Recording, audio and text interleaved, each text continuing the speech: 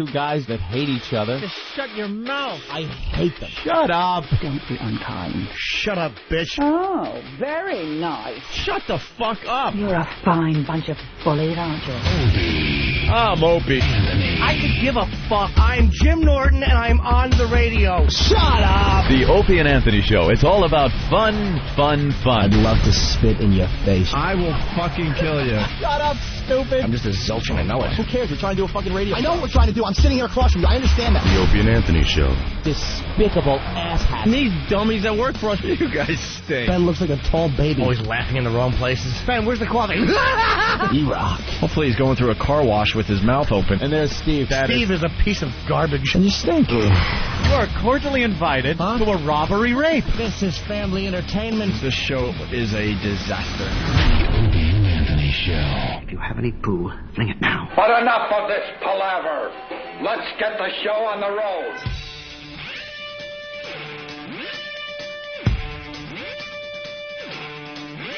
Bow to your sensei. Bow to your sensei! Okay, now watch this. I'm just gonna break the wrist and walk away. Break the wrist, walk away. Take a look at what I'm wearing, people. You think anybody wants a roundhouse kick to their face while I'm wearing these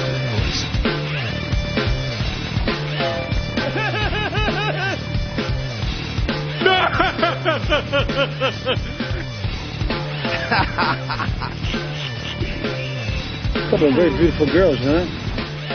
Where were you tonight? The Kit Kat Club? It's impossible. I'm trying to tell you that. What do you want? You want the tears to come out of my eyes? Show me how you suck a guy's cock. The last time I'm going to ask you. Yeah. Hey, that's a great way to start the program. Got some new ones. Good morning and welcome to the Opie and Anthony program. Hi. Somebody has been fiddling with some knobs in the studio. Is it knobs? I'm so fucking annoyed. Fiddling with the knobs? I saw Mars in here earlier. He was flipping switches and turning knobs, Opie. It's all his fault. That should be all right, I guess. It's a big day here on 202. Ron and Fez start after us. That's right. So we do our little thing, and then at 11, instead of a replay, you get to hear another show on 202. What a bang-up job everyone did Friday at BB King's, huh? That was a crazy appearance, huh? Lot of fun. Yeah, we went down there to support Ron and Fez, and wow. Turned into a real event. Yeah, it was very, very cool, and it was bunch of drunks. It was fun hanging out with everybody. Picture taking, annoying people, cool people.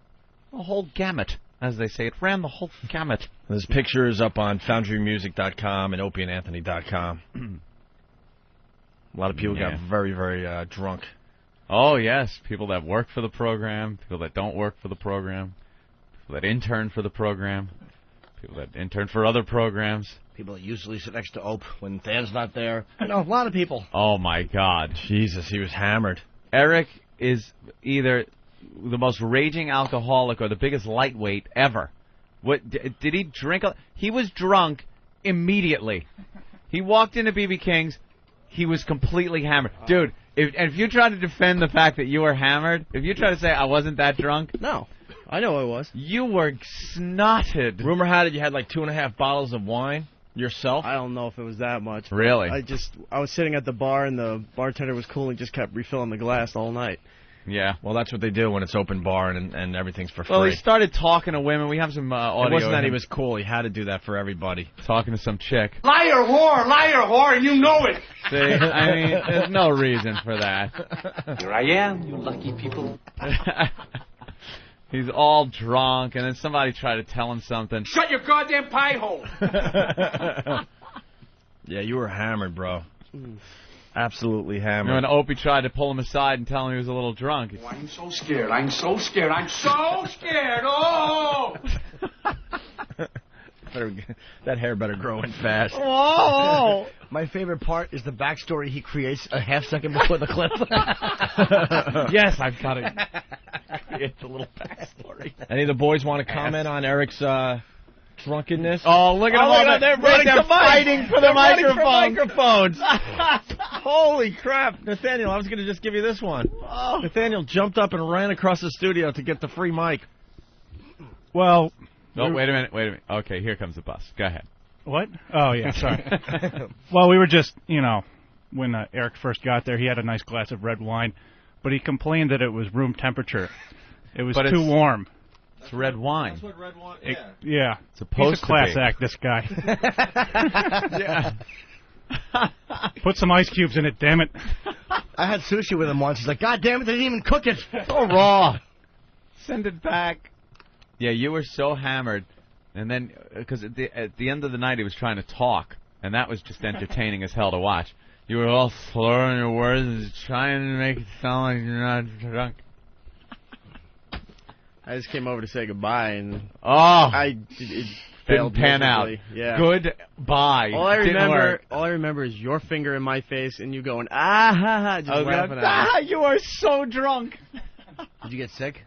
No, actually, I just don't remember getting home. Oh, how did you get home though? I Were you told? probably took the subway and just got home. That would have been good. I nice never drunk white kid going back to Brooklyn. Yeah. I've been smashed in my life. I don't get the whole I don't remember getting home. And then you ask someone and they're like, yeah, I think it was the subway. Come on. I always remember part of your getting brain. home. Yeah, there's part of your brain if you really thought about it would say, all right, yeah, I remember getting in a cab or what have you. I remember the way I usually got home was probably a bad idea. A lot of people shouldn't have been driving. Yeah, but a lot of people go in blackout mode and they swear they don't remember what happened. No. I don't really buy that. I woke up with a bunch of bruises all over me, too. Did you? And I don't know how I got them. Ooh. How was your asshole? Right, wait, let me see the one on your... Is that... I mean, wow. they're not big, but I got it... That's falling into something. Yeah, that's in a there. I got it like here. And there's one on the back, so... You fell down or something. Had to have, probably. And you really don't know? Honestly, don't know. In fact... you don't remember getting on a subway? No, the last thing I remember is when the event ended, and there were some guys in suits saying, all right, everybody, you got to go. And the guy came over to me, he's like, you got to go. Okay, I was walking up the stairs, and it was Saturday morning. Wow, that is not cool. That's a sign of a healthy night of drinking when you just kind of lose 15, 16 hours. That's good. Isn't that a biggie on the 12-step thing? Like if you have blackouts? Yeah, blackouts are a big one. Because that's a blackout. That's... I am such a lightweight, though. I don't normally... So that's going to be your excuse for everything today? No. Including calling my girlfriend the meal ticket? Oh, right. Oh, what the fuck was that about? Uh-oh. And they're all jumping up and down thinking... more people coming in. Yeah, Travis, these guys didn't think I was going to go there, but I can't let that one go. Travis knows a little more about this? No one understands what this means. Yeah. Do you remember calling Lindsay the meal ticket? It wasn't her, the meal ticket. se? I didn't want to lose my paycheck, is what I said. You used the word meal Travis ticket. is already shaking his head. I didn't say meal ticket. I said she has no paycheck. idea what you were getting at. No, I said something, and it was me, Lindsay, and Eric, and I said something, and Eric points to her, and he's like, that's your paycheck. And I said, that has a name, Eric. All right, then that's what I said. Why that's your paycheck. And why is she your paycheck? I have no idea. I would guess if she was dissed by you.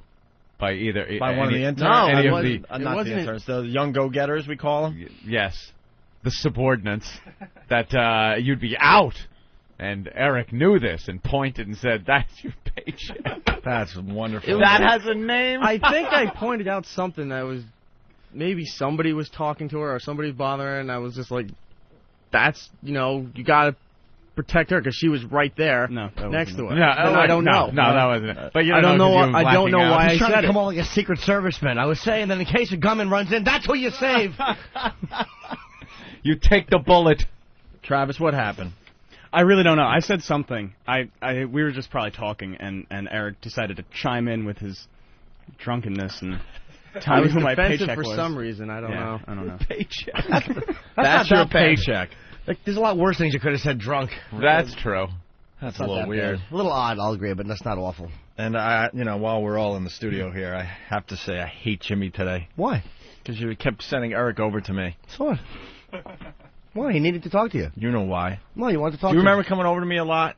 Yeah, I was taking photos from behind you guys. And he kept saying, Ope needs you. Ope wants you to get something. Yeah, over and over again. I'm like, what? And I would turn, and because it's really loud, there was, over 500 people in the joint. I heard there was a line outside the whole time as well. Yeah. They were cranking up the music and stuff. So Jimmy, I'm sure, knowing Jimmy as well as I do, told Eric, make sure you get really close to his ears because he can't hear in this environment. No, I didn't actually. I just said Ope needs to talk to you. Holy crap. Or Ope needs something. Eric is like this close to me going, do you need something? And I'm like, no, I don't need anything. Oh, Jimmy told me you needed something. This was going on the whole time I was at B.B. King's. He was so drunk, he fell for it every time. I'm like, dude, Ope's trying to find you. Where are you?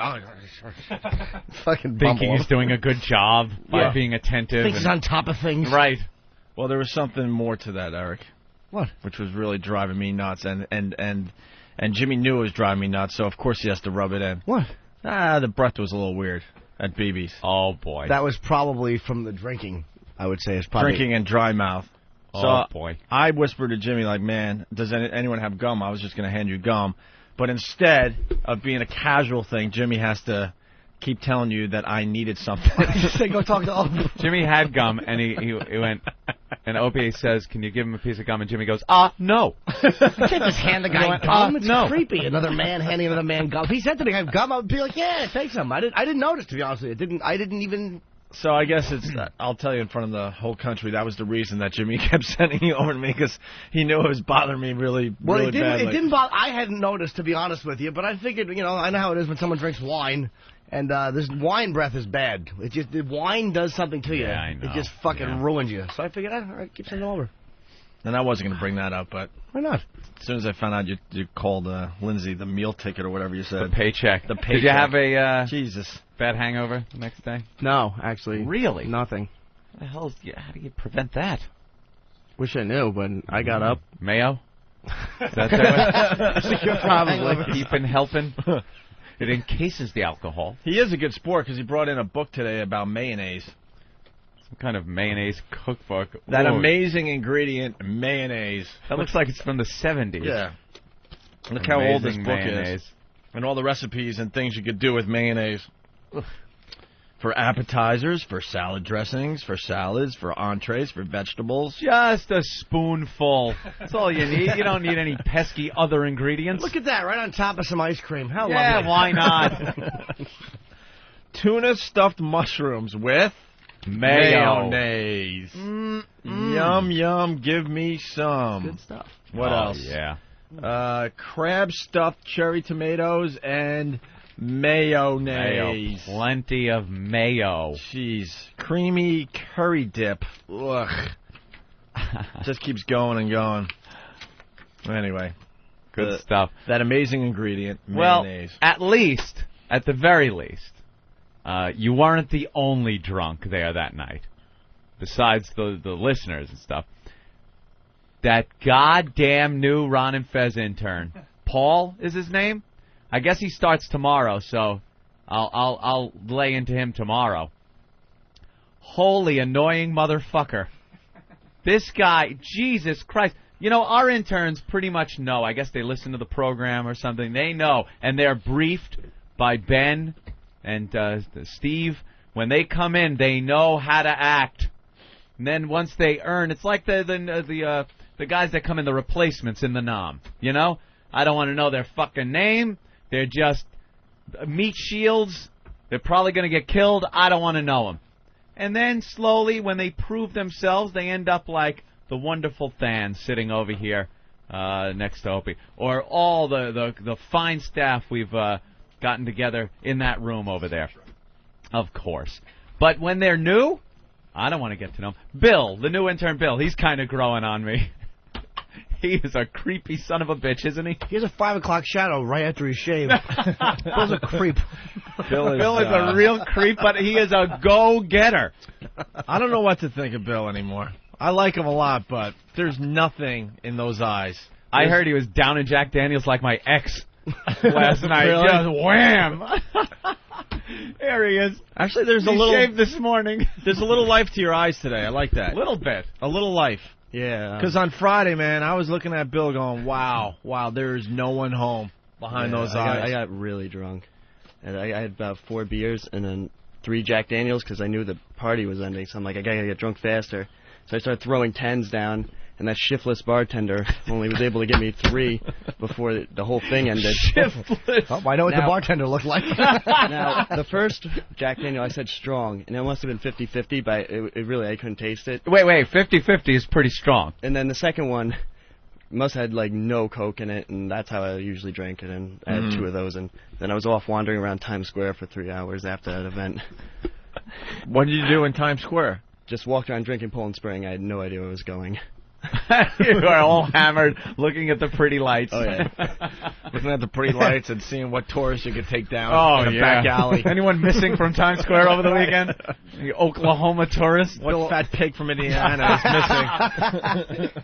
Bill also blacked out. He woke up nude with a knife in his hand and blood between his teeth. And I walked through the... This guy is a problem. Oh, he's nuts. Huh? I walked past some restaurant, and there was, like, I guess celebrities going by because it was all paparazzi. And I think it might have been basketball players because it was just, like, tall black people towering over white people. So I'm like, I just walked through the line. I'm like, I'm a fucking celebrity. I was screaming it at the end. I just walked right through it. And I just kept going. Then you realized they weren't tall black people. You were just laying on your back.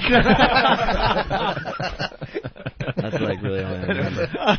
Very good. Yeah. Bill's probably not going to hurt anybody. Bill seems like a nice guy. I really don't know. Yeah. Here's how Bill will finally, his undoing will be. He'll be arrested drunk in front of a restaurant window just jerking off, watching people eat. Sounds about accurate. Sounds about accurate. I like Bill. Yeah, He's a good go-getter. Sure. Built all those shelves and everything in record time. People to ask him to do something, he goes and does it. See, that's good. He's proving himself, and that's all well and fine. This new guy? Before you start it, yeah. At this point, I would have to say they're now starting to ring. We haven't had a phone call in the first 20 minutes. That doesn't make sense, especially after a party. The phones were broken? Especially after Ron and Fez / O&A party. These phones should have been all lit up. So let's make sure the phones are working, guys. All right. Go ahead, Anthony. So he, the new guy, Paul, he's a new intern for Ron and Fez. Not my first meeting with him, by the way. There's a pool hall called Slate that I was at one night, shooting a little pool, and he came up to me and asked about an internship. And he was a little hammered at that point, too. And, it's cool. I have no problem with that. I shuffled off his email address to Ben, and figured that's the way to go. He was one of those guys, though, that kept coming over to the pool table and talking and then going, all right, dude, cool to meet you, thanks a lot, and then shake my hand and walk away. And then 10 minutes later, he's back. Oh, one more thing. I just got to tell you that, dude, like 5 times he did that. But all is well, all is fine. I don't care. I was having a good time. Everything's fine. Well, then he shows up at BB King's and informs me that he's now Ron and Fez's intern, new intern. Great, congratulations, the whole thing, everything's fine. He gets hammered, a lot of chit-chat going on, but it's an appearance. That's okay, again, fine. After dealing with all the listeners for how many hours were we there? Mm-hmm. Now, and without trying to come off like a prima donna, I understand how this sounds to some people, but here's just the way it is. After that, we go to Caroline's. All I want to do, because I know once we go into Caroline's, it's going to be a lot of the same thing, a lot of listeners of the show and everything like that. It's fine. So I just wanted a little while to eat dinner. So me, my chick, and Big Kev sit down to have something to eat. Well, here comes Paul and his girlfriend. Sits down at the table right next to us. No, he doesn't. Yes, he does. And just starts, again, all show-related stuff. Big Kev sees what's going on, and he tries. He goes, hey, no shop talk, come on. That lasted for about a minute. And then, again, about Ron and Fez, the internship. Now my food comes, and all I kept saying is, I'm so tired. Oh, my God, am I exhausted. Just as kind of a little signal thing, to no avail. So now I'm trying to eat. He's still talking, and now he's getting like 6 inches from my face as I'm trying to eat. So I'm looking for help, and the fine people at Caroline's, I noticed Greg saw, a couple of the other people saw, came over, and the first thing that Paul does when one of the guys come over is go, can I have a menu, please? So now he's going to sit to eat. So the guy that came over from Caroline's looks at Paul and just goes, sir, these tables, if you want to eat, I could seat you, but these tables are all reserved already, so I'm going to have to seat you. So he gets him up and moves him to some faraway table because he saw that I was just in complete distress. Wasn't sure you were eating, I'm not sure. I'm eating egg rolls. Okay, finger food. Finger food, egg rolls. So the final thing Paul does is stick his sweaty hand out to shake my hand. So now I'm sitting there, because now there's a line for the bathroom and everything. My food is sitting there, so now I got to eat the rest of it with just my left hand. I spent the rest of the night, Paul, thank you very much, eating my fucking food with my left hand. Unbelievably annoying, this guy. He does not know intern protocol. You don't fuck with the talent. And he starts up with Ron and Fez today? Tomorrow is his first day. Okay. But there was no way I was holding that in till tomorrow. Dude, I so wish I was there to egg him on. Dude, you would have absolutely. Dude, he loves Why'd you sit over here? No, that's not reserved. Come back. He's been asking for you. Oh my God, he just had no clue. He was all hammered. Really funny. You know what? His chick had a clue. At one point, I heard when he stopped talking for a second, he turned to his girlfriend. His girlfriend went, "Enough. You're being annoying or something." And he was like, "Am I really being annoying?" From King Dude, of Comedy. that's what I said too. Yeah. I turned to my girlfriend. I go, "This is the scene out of King of Comedy." Right. Where Rupert Pupkin's the chick he brings is like, "You're annoying him." No, Jerry knows. Me and Jerry go way back. And the chick is onto it. That's what it was. And then in the drunken stupor, he tries to overcompensate for being annoying. Like, all right, I'll be unannoying now, and I'll make him like me. And it gets worse. Right. Oh, it was so bad. It was so bad. And, yeah, he starts tomorrow. Yeah. What a crew they got over there at the Ron and Fez show. Black Earl and this guy. Great.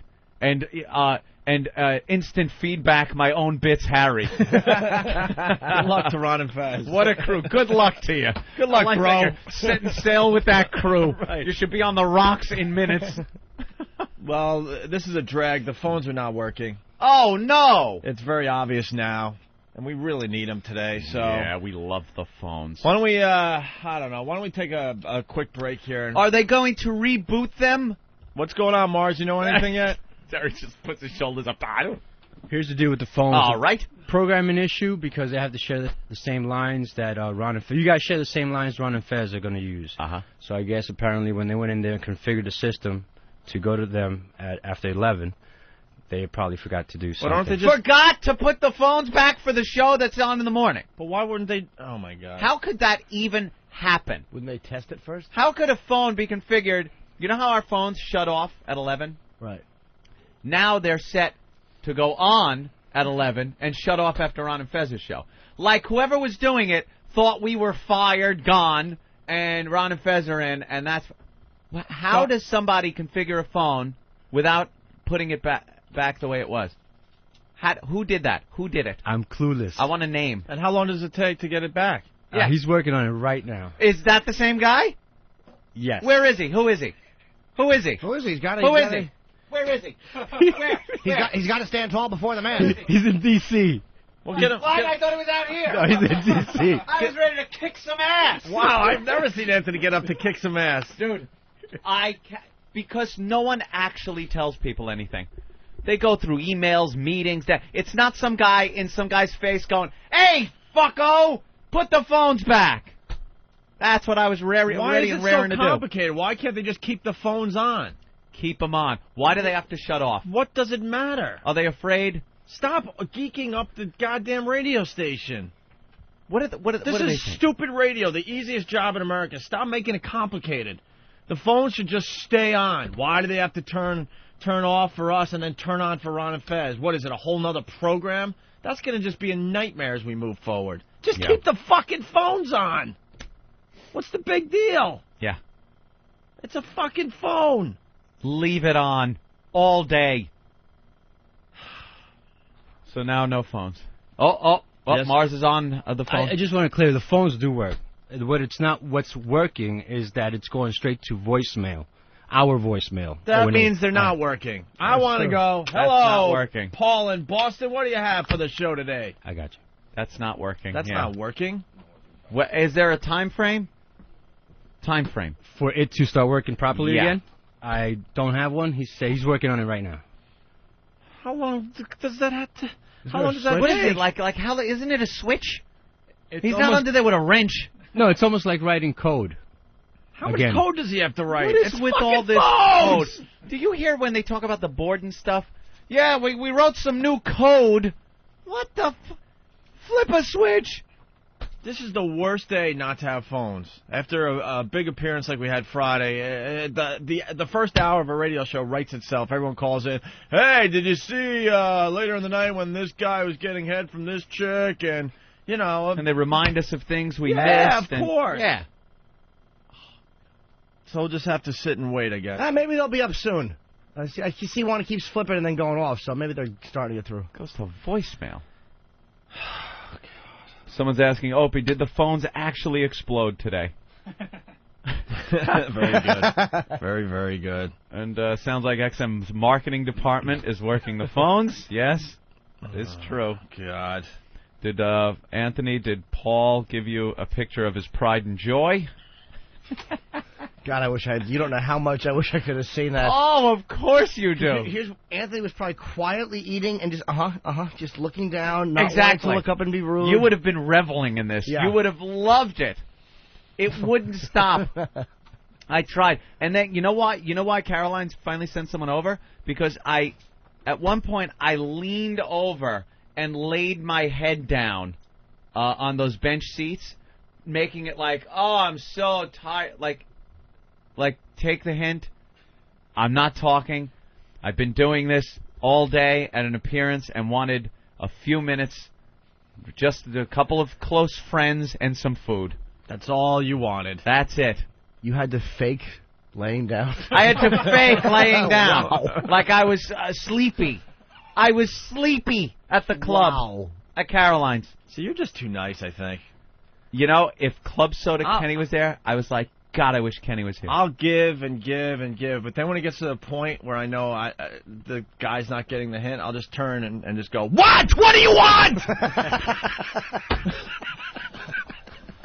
Exactly what I do. That would have worked well. I'm not even kidding. There's a point where a switch goes off and it's like, okay, Yeah. now you're a problem and I'm going to tell you to your face. Ugh. But Anthony's too nice. Anthony keeps going with the, well, I'll make believe I'm tired. And I thought he'd take a hint. Anthony got some lumber and actually built a little door in between them. All right. And he knocked on it. He wouldn't stop knocking. Neighbor. Oh, hello. And starting today, you got to work on having the reputation of being an asshole, and your life out there is a lot better. I know. A lot better. It's just so wonderful. I can't. I appreciate the whole fan thing. We all do. And To a that fan point. thing is one thing. This guy is now going to be in here on a semi-daily basis. The guy's going to be walking around here. He's going to be in the office. Am I going to be sitting in the office now trying to do something maybe in the morning or so, and he's going to be yapping? If there's a God. Oh, no. He is going to have to be put in line. Did Ben and Steve interview him? Because I heard Ben and Steve had to interview the Ron and Fez intern. Well, I guess this is a good point to tell everyone that, all our rejects are going to the Ron and Fez show. Right. People we just didn't want. We didn't want Black Earl. We didn't want Harry anymore.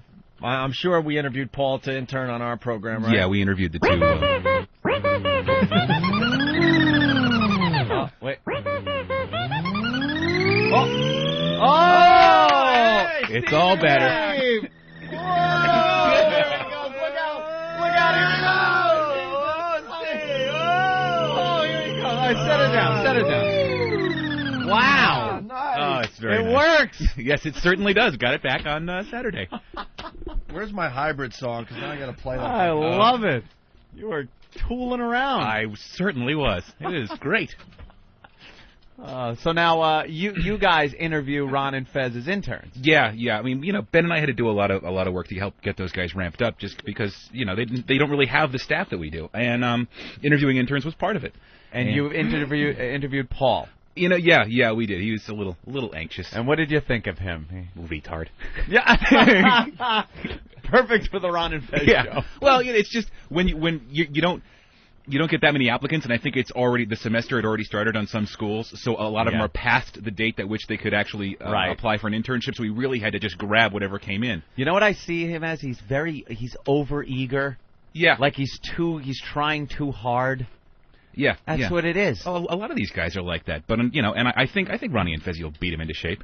Because they're not exactly nice to their guys sometimes. Do you warn any of our interns beforehand how they're supposed to deal with the talent? Yeah. They get strict instructions. You are not to, carry a notepad, carry a pen, make sure everything, that's ordered. Don't just barge in and start telling us about your day. No, because we don't give a shit. The word you're looking for, no eye contact. No eye contact with the talent. We'll have to add First that one. the eyes. No eye contact with the gifted ones. Right. That's all we're asking for here. They are eager. They're very eager. Some of them over-eager, like this kid Paul. I actually recognized him from back in NEW. I couldn't place him. I don't really know from where I recognize him, but I do remember him showing up for some events sometime. Yeah. All right. Well, perverted justice. Thank you, Steve. Yeah. All right, well, we'll see tomorrow if he's learned. Hey, there he goes, Steve, everyone. Perhaps he's been corrected. There it is. And he's gone. And here's the hybrid song by Chemistry.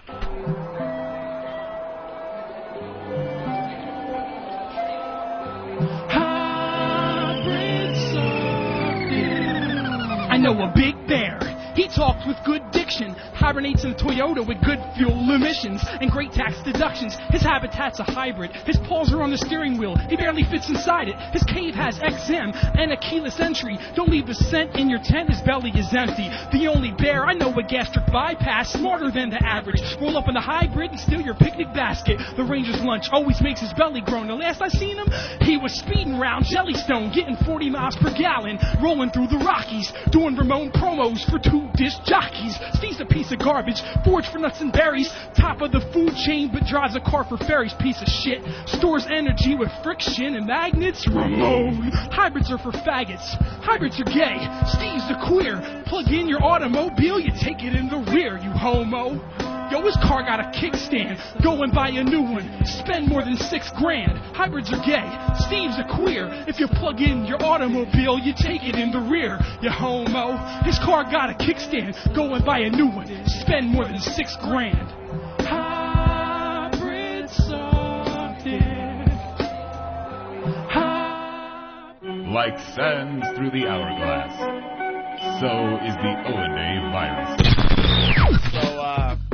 So I discovered this new mouse was just too smart, and it wasn't smart. It wasn't getting caught in the mousetrap that was catching me instead. And I tried everything, and I said it with peanut butter, cheese. I even did what Anthony said and wet that cheese in nice. Yeah, get it up there so he's really got to pull on it. Still got the cheese out, Anthony. Yeah.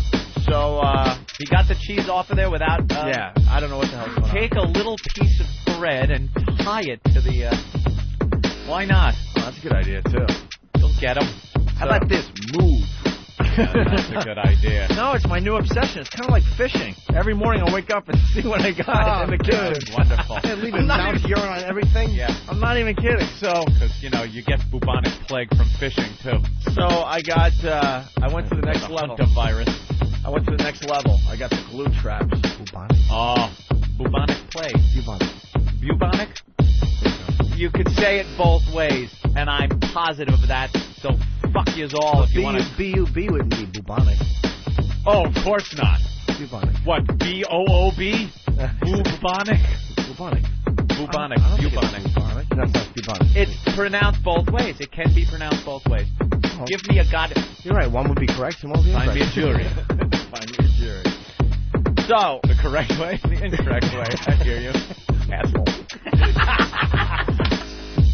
So I graduated to glue traps, Anthony.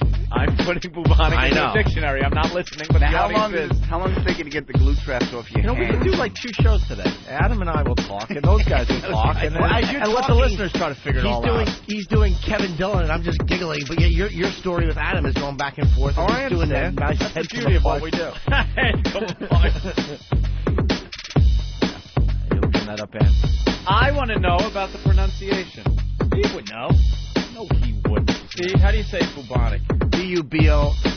Bubonic. What? Bubonic. It's bubonic, stupid. All right. There are two O's with a long O pronunciation after that. Motherfucker. That's wrong. And you know something? I was wrong. You're right. I was wrong. It is only pronounced one way, the way I said. Bubonic. No one says bubonic. It's everybody says. Well, goddamn Webster says bubonic. It's not, but that you're saying that wrong. I'm telling you, I've read it. No, you haven't. You're a lying sack of shit. Webster is a bag of douche. Bubonic. Really? After you have a few beers, do you poop in the toilet? It's pertaining to a bubo or bubos, which are the sores on you, where the word boo-boo came from, by the way. Bubo, so it's bubonic, not bubos. It's spelled B-U-B, though, right? Yes, it is spelled B-U-B, but unfortunately it's pronounced bubonic. No. No. Socrates. Here comes Professor Anthony. Well, according to that, it should be fuck Aristotle. Go fuck yourself. Opie and Anthony, the virus is spreading.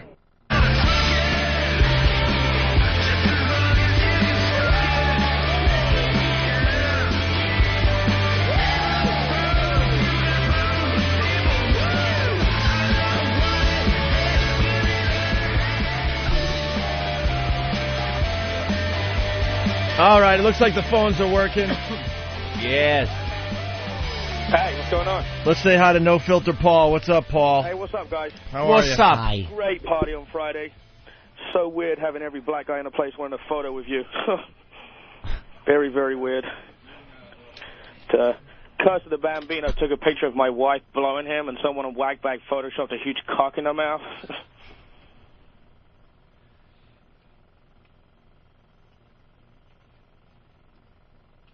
And? Oh, sorry, I thought you'd gone.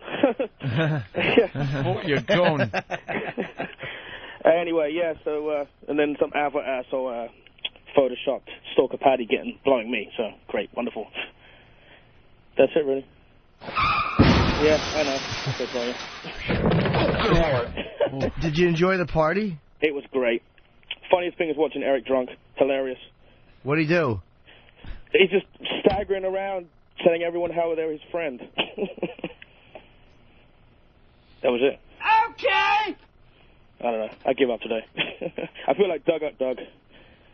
Awful phone calls. Wow. No, Doug does a good phone call. Yeah. He had one or two that were bad. Yeah. Yeah. Wow, you're not quite Winston Churchill. Yeah. I've got nothing negative to say about the golfers. What can I tell you? Very positive. Oh. You know, usually just the accent is worth something. When people with an accent, they could be saying nothing, but as long as it's in that accent, it's okay.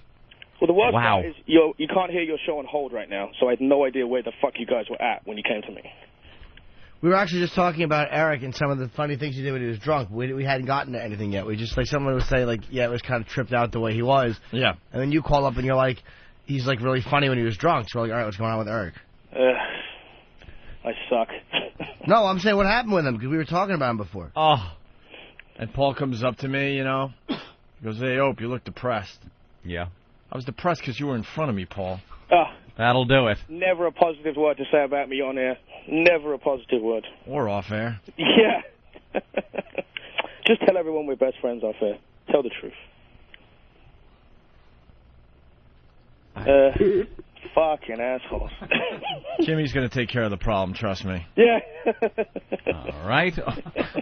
Jimmy's... And there's the laugh. Trumpet. Thank you, Paul. Sorry. Later. All right, there he goes, Paul, with another great phone call. It won't smell it. Yeah, let's say hi to Dell in Brooklyn. Dell, what's up? Hey, how you doing? All right, Dell. Hey, listen, can you break the phones again, man? This guy's Yeah. There it is. Got the phones working for that? Yeah, really. All right. Later, guys. All right, cool. So there you have it. The pictures from the party are up on opieandanthony.com and foundrymusic.com, okay? Yes. Our auction is going quite well, Anthony. Oh, yeah. I got a little update in my email, and seems to be going very well. Very well. There's 61 items that are going away today. What do you mean, done? Yeah, today's the final day. for 61 items. The second phase went up Friday, so those will be up for another week, I guess, about 7 days. How's Than Sign doing? Than Sign is doing very, very well, yes. Oh. My skates are going for $4,800, Anthony. Wow. 9 hours left on that. Mm-hmm. As a matter of fact, I used my skates for the last time today. Last time, that's it. I have to go and buy new ones now. But the skates I've been commuting to work here at XM for the last year, also used at NEW, have done many, many miles on the streets of Manhattan, holding on to trucks and stuff, and tooling around Central Park. They're done. They're done. I used them for the last time today. I will be handing them over to Ben. The bid is up to $4,800 with 9 hours left. Wow. Also, Opie and Anthony intern for a day.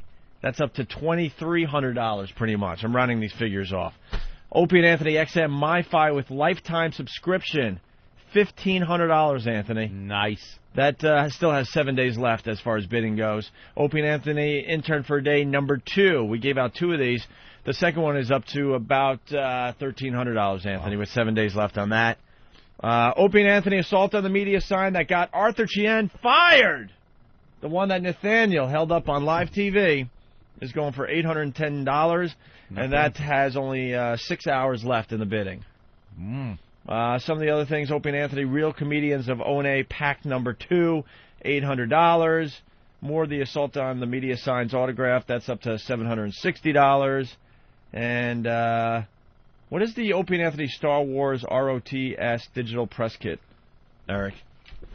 It's something we got from a press junket. It's all signed by Samuel L. Jackson. Comes with a poster and everything. Ooh. Hey, that's pretty cool. $660. And that item's going to go away today as well. And Opie and Anthony, Jim Norton's HBO script, that only has 6 hours left as far as bidding for this thing. It's up to $650. And what is that script of? That's I think one of my final copies of the actual pilot script that we shot. Really? Yeah. And you could highlight Jimmy's lines and do the acting yourself. Well, I don't think I should be going in here. What time do you think he's coming back? Dude, I used to always say these dumb scripts. I had a couple different Chappelle pilots I've auditioned for that never got picked up. I wish I would have saved them. Yeah, could have been a big item. Big item. Well, when this HBO show is a hit, that'll be a great item to have. The Jim Norton HBO script, $650 with 6 hours left. So that's just a few of the items that are pretty much, most of those items are going away today. Mm-hmm. Most of them. And we're going to add a lot of stuff today, I believe. Are we adding the autographed baseballs today, Eric? From Cal Ripken in the game. We have the Cal Ripken one. The other ones haven't come up yet, but there's a big package coming from D.C., including the records from Lee Abrams. How happy were you to see the baseballs make their first appearance at a signing with Ron and Fez and me, you, Jimmy? Signing baseballs is such a pain in the ass. Why are we signing baseballs? We're DJs. Because XM has Major League Baseball. I'm sure that's why. So what? But that doesn't make sense. You don't have baseball players signing fat chicks in honor of this radio show. That is true. It's very hard to sign a baseball. You know what? If you have an autographed Opie and Anthony baseball, that's going to be a very rare item because I'm not signing anymore. We deny signing them. Let Ron and Fez sign the baseballs. And if Don suggests that we sign more baseballs, I'm going to have a new item that we sign, and it's called the XM Brick. And I'm going to sign 1 million of them, and then on cue, I'm going to tell all our fans to throw them at Don Wicklund. Yeah. Why? No more baseballs. They're hurt. a pain in the ass. Are they to hard sign. to sign? So easy to sign a sticker or a picture. A baseball. I like most of America tried to become a Major League Baseball as I was growing, Major League Baseball player as I was growing up. I didn't make it. I don't want to be signing the stupid baseballs. Did you want to be a ball player? Yeah, but I was awful. Oh, yeah? Yeah, I sucked. I was the right field guy. Did you do this in your mitt? You have to. The old fist in the mitt? You have to. Come on. Yeah, good point, though, Anthony. And the baseballs, they're a little smaller, I think, than regular baseballs to begin with. Are they? So it's even less room. Less room. It's hard. It's because but you figured it out. Yeah, I kind of got it down. You place it on the table and put your hand on the table. Because I kept looking over to Anthony. I'm like, how are you doing this? I can't figure this out. Oh, yeah. You know what the best way to do it was? When Anthony's done with the ball, you take it, and you don't sign it, you just put it forward. That was the way I found to be very effective. Oh, that's probably an even quicker way. Yeah, and smudge everyone else's signature. Let's say hi to Kevin in California. Kevin, what's going on? What are they, home? What? Hey, what's up, Sugar Tits? What's up, Hi. Kevin? Hey, I was just letting you guys know, doing that bidding on eBay, a lot of them guys do a lot of sandbagging. So you got to watch the last, 2 to 3 minutes of the auction on, a certain item, before it's about to close. I don't know if you guys will be on air at that time or whatever. Why? What are they trying to do? It'll get crazy at the last minute. Some, people will sandbag, will go low, wait low, and then the last 2 minutes they'll jump and bid high. It'll get crazy the last minute. So does that mean we can make more money off these items? You might. I'm hoping, because 100% of the proceeds will go to the victims of Hurricane Katrina, so that would be a great thing. Way to go, guys. All right, well, a lot of these items going away today. You can check out all the items up for auction. There's a link on opieandanthony.com. Thank you, Kevin. Later, boys. All right, later. Speaking of Hurricane Katrina, it looks like New Orleans is coming back fast now. Of course. Coming back fast. Of course. They were saying it's going to be 6 months before the water's pumped out, and now they're like, should be pretty much pumped out by October. And, oh, my God, and the body bags are being flown in. There could be 10,000 dead, and now they're saying, ain't going to be that many dead. The official number is 456. And they've been looking in a lot of the houses. For the entire hurricane so far. They also get a line by asking people who's missing, things like that. And they say those estimates were way too high, and they're not going to be that high. It's still really bad for a hurricane. And, by the way, they did not cancel Mardi Gras, just like we said. Or Anthony said. Business as usual. You got to make the money back, even if they just spruce up that area. But what a mess that's going to be. What about all those areas, though? Aren't they flooded, the French Quarter? Isn't there rot in the stores? Aren't they rotted?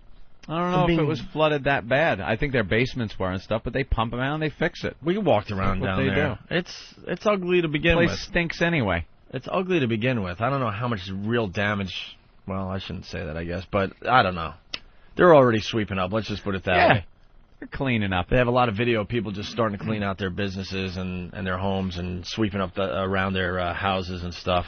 Have you seen the carting stuff away? The controversy about the Red Cross debit cards that they're handing out? $2,000 debit cards, right? $2,000 debit cards. It's supposed to go out to families, households, they say. It doesn't matter how many people you have in your house. You only get one card per household. And they started giving these out at the Astrodome instead of the usual way they did it, which was to write checks to individuals and hand them the check that they would then have to cash through FEMA. They would get a check, the Red Cross. They would get a check, and they'd have to cash it. But since so many people lost their ID, a lot of these people don't have bank accounts, they decided they were just going to give them these Red Cross debit cards. They're special. They're white, got the little red cross on it, an account number like a regular credit card. And you got $2,000 on it. It says not for alcohol, tobacco, or firearms. Those are the only limitations on these things. Well, they started handing them out at the Astrodome, and they had to lock the Astrodome doors and stop handing these things out because people were just showing up at the Astrodome when they heard this and saying, "Where's mines?" You just kind of walk in and you get $2,000. You could just walk into the Astrodome? Apparently, some people figured it out, so they stopped doing that. Well, now these things are turning up in strange places. A couple of women were found at a Louis Vuitton in Atlanta, Georgia, using these Red Cross cards to buy personalized, monogrammed Louis Vuitton handbags that go for, I don't know, how much do they go for? $800, $1,000? Yeah, it's a lot of cash. Wow. Buying that. There's been other stories that there's people buying nice suits and things with these Red Cross cards, and it's not against the law, like they can't deny it in the store, say it's morally wrong, but they've informed people that they won't be accepting those at Louis Vuitton anymore. Wouldn't you like to say to somebody, what are you thinking? Why would you do this? Oh, look, you're just a silly person. Why would any silly person waste that kind of money? I don't understand it. Here's what they're supposed to do with that $2,000. You're supposed to use it to get out of whatever shelter or the Astrodome you're. Texas has said after the 17th, all bets are off. They're done. They're done with the refugees after the 17th. The money they give them is so they can get out. Wait. Go to either a hotel or something and get your own life back in order because we're done with you. In a week? That's what they said. By the 17th, that's it. So they hand out this $2,000, and that's supposed to be to get yourself a place to stay while you figure out other arrangements. It's not a permanent fix. Obviously, $2,000's not going to get you a house for any length of time or a hotel room, but that's pretty much a, look, we're done with you, make other arrangements, and here's a little time to give you time to make those arrangements. Get a bus to Seattle to see Aunt Flo or whatever. That's pretty much it. But no, they're using them to buy things and monogrammed bag. Well, you know what that is too. You can buy nice items and then sell them and get the cash, because I don't think you can take out a cash advance on your Red Cross card. Oh, okay. So it instantly gives you cash. They were also worried that when they're handing these things out, that these roving bands of thieves are just going to collect these things up from the weak. You know, there's no name on them. So you could just grab these things and use them anywhere you want. How do they prevent people from taking 2 or 3? Well, how do they prevent a husband and a wife from not splitting up and each getting one and saying, I don't have any ID? I'm sure they have some kind of system. I don't know what their system is, but you would think a lot of these people have no ID anyway. There's no ID. Perhaps they had to run through and get some type of ID that was set up there at the Astrodome. That's what I'm thinking, is they gave people... I think they just, painted a red cross on their shoulders after they gave them a card. Is that it? Sent them on their way? Sent them on their way. Tattooed them. Maybe some kind of an invisible ink of some sort. Yeah, like perhaps. That would show up under an ultraviolet. Maybe that's it. Who knows? But, when you start giving out $2,000 to impoverished people, there's going to be people in there that want more than $2,000, and there's going to be weaker people that they could take it from. So now they've gone back to their usual method of names written on checks that have to be cashed through some establishment. And then you do what you want with it. Then, you do what you want with it. But, obviously you should maybe take care of your kids. Buy food. Food. Well, 60 Minutes did a whole thing on the hurricane. It was pretty interesting stuff. We got some clips. Yeah. Wait, is this the guy who got his hand stuck between a rock? Oh, between a rock and a hard place. Chewed it off or something? Well, that's the name of the book. He cut it off. Yeah, kind of cute. All right, so we got 60 Minutes doing their story on New Orleans. Let's take a listen to some of these clips here. Too many people died because of... Okay, this is the mayor. I'm sorry. Of course, set this up. The mayor of New Orleans. Too many people died because of lack of action, lack of coordination, and some goofy laws that basically say there's not a clear distinction of when the federal government stops and when the state government starts. He's the mayor. He's the mayor, all right. He's the guy. Go-to guy. He's the guy. Those goofy laws. There's some goofy laws. He's the guy. Like, yeah. 9/11 happened. Everyone knew, Mayor Giuliani was in charge. Yeah. And then obviously the government, took over and did what they had to do. But before then, you knew who was in charge. It was Giuliani walking around and marching down there. And Giuliani didn't have to put up with them goofy laws like we do down home. And Rudy didn't have a warning coming like they did down there. I mean, they knew it was coming. Yeah, I was having an argument with someone over the weekend. That warning was like 10 days long. I remember getting a communique from ELO. Ooh. Warning us that this hurricane was coming and that it could destroy New Orleans. That was at least a week out. Mm-hmm. At least a week out. He's saying this could be the biggest hurricane ever to hit the United States.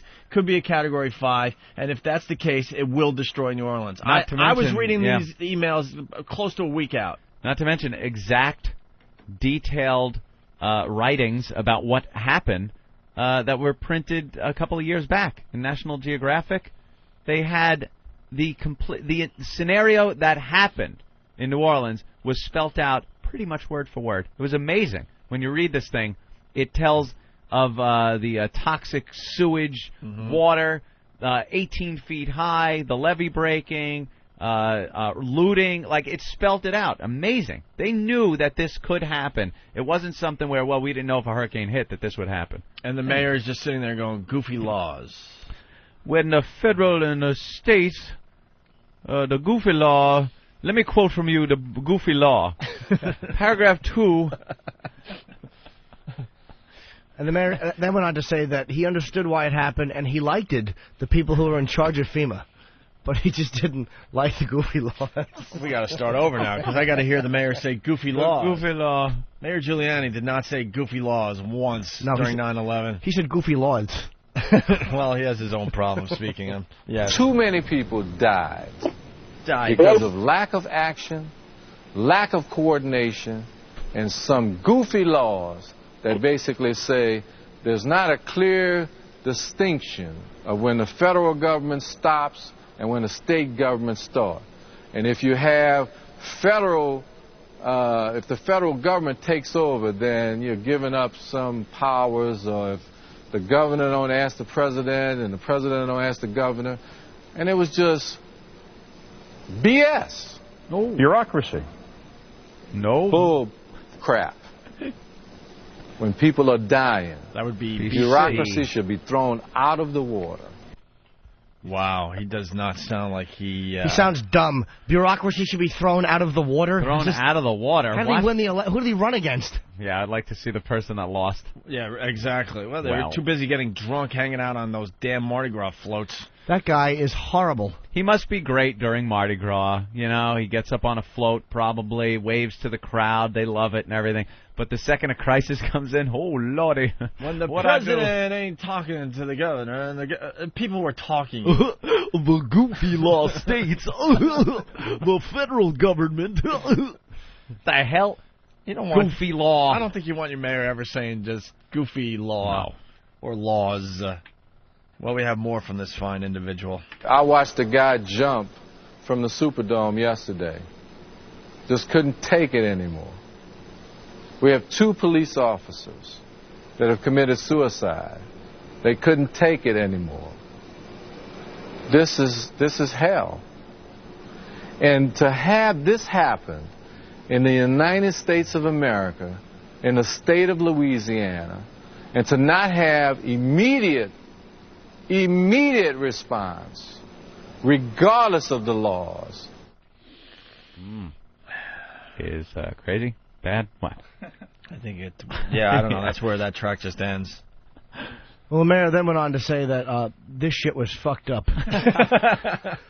You know what the national response authorities would say? It's a disaster. It's hard to get stuff in there. It's hard to fly the helicopters and the trucks in there. Man, I don't want to hear any of that. This is a national disaster on U.S. soil. And if we can deploy troops around the world, if we can deploy National Guards in a confined area, this is a small city. It's about 500,000 people. We're not talking about taking over a country. We're talking about 500,000 people, and with all the resources that this state and this country has, it should have gotten done quicker. You kind of made that point with if it was Al-Qaeda down there or something, but the truth of the matter is, the government isn't there.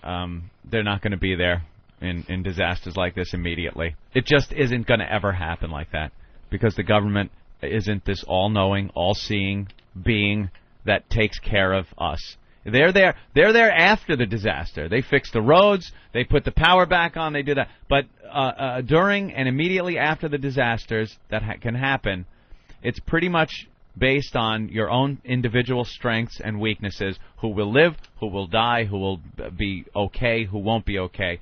That's just the way it is. We can't sit here. We like to think the government's going to swoop in and help us, but it's just not. That's not the way it works. It works like that in the movies. In real life, you got to suck it up. You got to take care of yourself and your own, and then when the government comes in, they'll fix everything. That's it. You read the article in the Daily News about what a mess New Orleans was before? They were talking about the looting and stuff, and they were just saying that, look, this was a crime-ridden place. And yeah. They had half the murders of New York, I think, a few years ago, and there's 500,000 there. There's 8 million here. Yep. And they had half the murders. They have a huge problem down there that just was never really addressed.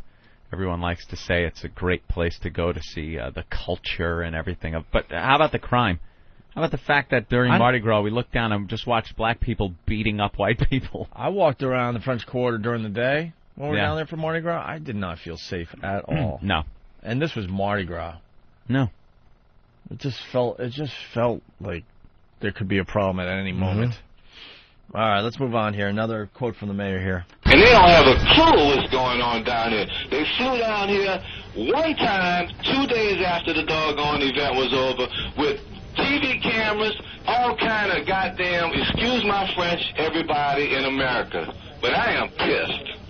He is pissed. That was a radio rant pissed that he had. Then again, I kind of like to hear a politician speaking honestly. I don't know if this guy's a complete retard or if I like him.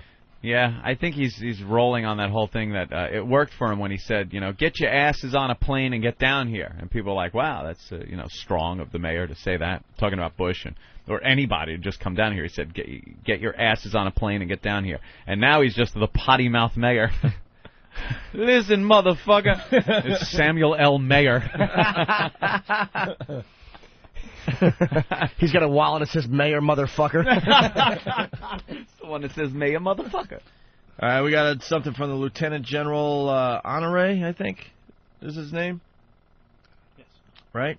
They're seeing, the starving people and evacuations and the lawlessness, and, that's all entertaining. But I'm sorry, this is another one from the mayor. Talking about seeking out bodies. They're seeing, the starving people and evacuations and the lawlessness, and, that's all entertaining. But let me tell you what's getting ready to happen. We're getting ready to drain this city, and then we're going to go and seek and find missions for dead bodies. And the body count is going to go up, and it's going to go up to a tremendous level. And then everybody's going to start to wonder that more people die because of the storm or because of the lack of response. And that's going to be the big question. It's not about the coffee in my cup, Mayor. I won't say the rest of that line. And they're saying the Pulp Fiction. Great movie. They're saying the death toll is going to be a lot less than they originally thought, right? Mm-hmm. That's kind of good news, no? Yeah. Well, it depends on who you ask, I guess. But the majority of the country, I think, would say, yes, it's a good thing. There's probably a few that would say it's a bad thing. Maybe the mayor should have really been on top of it before the hurricane hit, warning the people, telling them maybe they shouldn't go up to the attic, or if they do, make sure they have some way of getting through the roof. Mm-hmm. Because that's where you're going to find a lot of your dead, they're saying. It's easy to say that, though, before you know people were going to go up into their attic. I don't know. You got to think that's what they were going to do, though. You got to think on your feet if you're the mayor of the city. I don't. Hello? Hello? The phones are just answering themselves. That was interesting. All of a sudden, it just happened. Yeah, something's a little weird with the phones today. All right, here's the Lieutenant General Honore talking about the Superdome. It took time to get here. And who on that first day knew the levee was going to break? We are blessed in a way that those people made it to the dome. The dome was a blessing? It was a blessing. What would have been the opposite of the storm? They all would have drowned. We would have lost a hell of a lot more people. A hell of a lot more people would have perished. The guy makes a great point. Yeah. You heard about the nightmare that was the Superdome inside there, but where would those people would have been just wandering around the streets? Yeah. That's another, 20,000 people. 20,000 people walking around. There would have been a lot more dead than the ones that ended up dying in the Superdome. Yeah. They never used the Superdome. Mm-hmm. The guy makes a pretty good point there. Are they as awful as the conditions were inside? You read somewhere they're going to knock it down? Yeah, they said that last week. It's done. Oh, jeez. It's completely done. It can't be fixed? No, the damage is too great. Wow. Yeah, it can't be fixed. They're going to demolish that. And then you got the Saints winning yesterday. That was a little weird. Did they? I didn't notice because there was 14 seconds left, and then Fox just switched off the game. Oh, 14 seconds left. It's a tie game. Yeah, get Ben in here. Ben could explain this. I'm so done with that. They do it every year. Fucking sickening. It's the game you want to watch, and they have to go to the 4 o'clock games. The game is like back and forth. It's not over. The last 2 minutes are the most exciting part of the game, and all of a sudden they have to cut away to the next game. It drives me nuts. They've been doing it for years, and it's to get the fucking local coverage of the fucking Giants. They got to figure it out. The NFL has to figure it out. Start the goddamn 4 o'clock games at 4:30. And obviously this is a problem. It's a problem every year. You'll be watching a game. You're in New York, but you're a Bills fan or whatever, so you get to check out this nice 1 o'clock game. It's an exciting game, and then, boom, 4 o'clock they have to move over to the local game. And I wouldn't even mind as much if they went right to the Giants game for contractual reasons. But what do?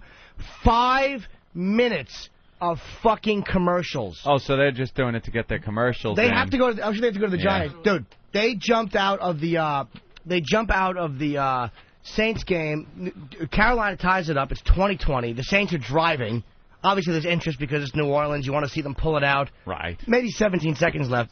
They go, and we have to go to the other game now. And it's 5 minutes of commercials, and then they go. It's contractual, though. That's the excuse they give.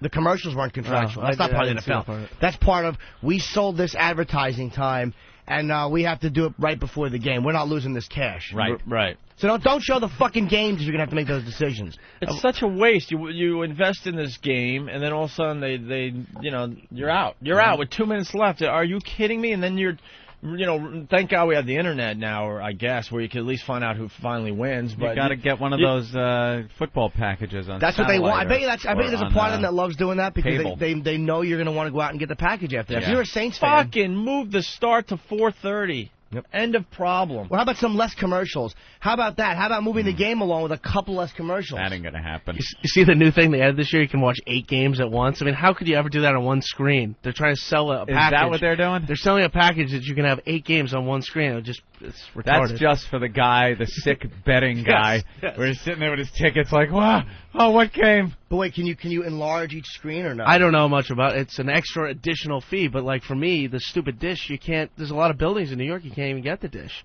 So I have one friend that has the package. So if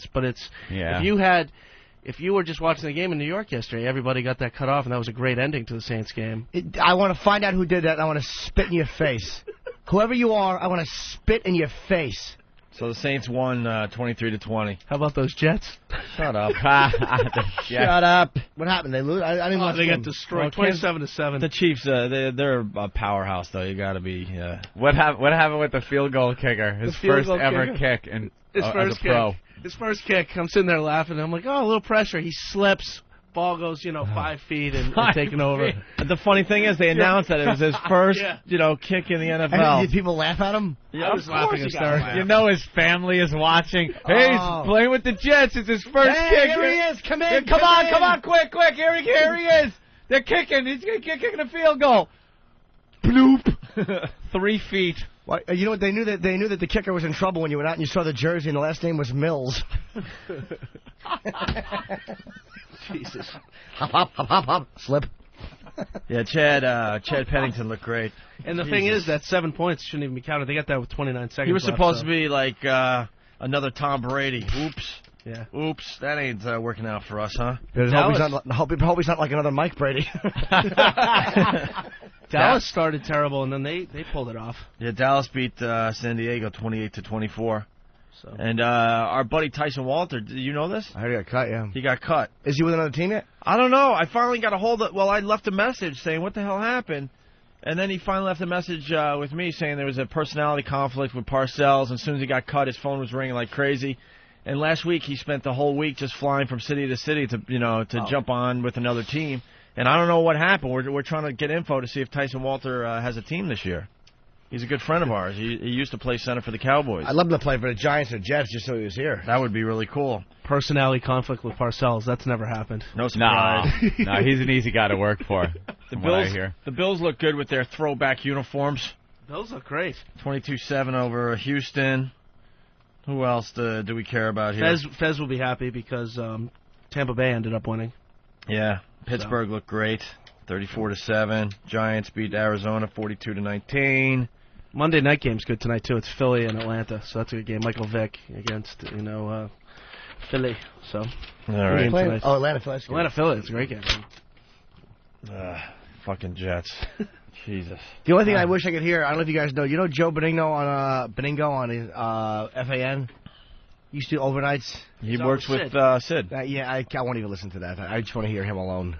Yeah. Oh, dude, I would give anything to hear him screaming. What a fucking hardcore Jets fan he is. Really? Yeah, man. He's one of those sports guys. It's not just some douchebag reporter, but he's like a hardcore fan. He would go ballistic. It was the greatest. By the way, someone is saying you can enlarge the games if you see one you like. Oh. All right, so let's say hi to Darrell in D.C. Darrell, what's up? Yeah, what's up? What's up, man? Hey, I was calling to say you guys are kind of hypocrites on this little issue about the New Orleans flooding and so forth. All right. Why is that, sir? because I listened to your show during the World Trade Center bombing and so forth, how sad you guys were and, you know, how down you guys were. Yeah. And I don't know if it was because you seen more people like yourself, which is white, or you made an issue out of it, less of an issue because most of the people that are dying is black. That's not. Let me interrupt you. I know what you're saying, dude, but no. Part of it is the coverage is that, first of all, after the World Trade Center bombing, you didn't have reports of rapes and murders. It was a different type of a thing, and it's also, there was a lot of planning for this that should have been. Now they're playing a blame game. After 9/11, nobody was playing the blame game. Because there was an enemy. It's right. Like, you can't get mad at a hurricane and, you know, try to bring a hurricane to justice. But no one is thinking, the black people, who cares? White people, no one is thinking that, dude. No one. And I think what also made us a little sensitive to the fact is that I was smelling rotting bodies. Yeah, firsthand. We were a lot closer to the 9/11 thing. Yeah, a little different. I'm sure if you're down there in New Orleans, this is going to touch you a little more. We all knew people that died on 9/11. You know, this is just how we think as humans. I mean, the further you are away from a tragedy, it doesn't affect you as much. That's right. Sorry. It just doesn't. I mean, you know, I was sad by a lot of the images from the hurricane, but 9/11, it was so much worse for me personally. And already you're hearing about people like, you know, and again, after 9/11, you heard about people trying to capitalize, too. It just didn't happen as fast.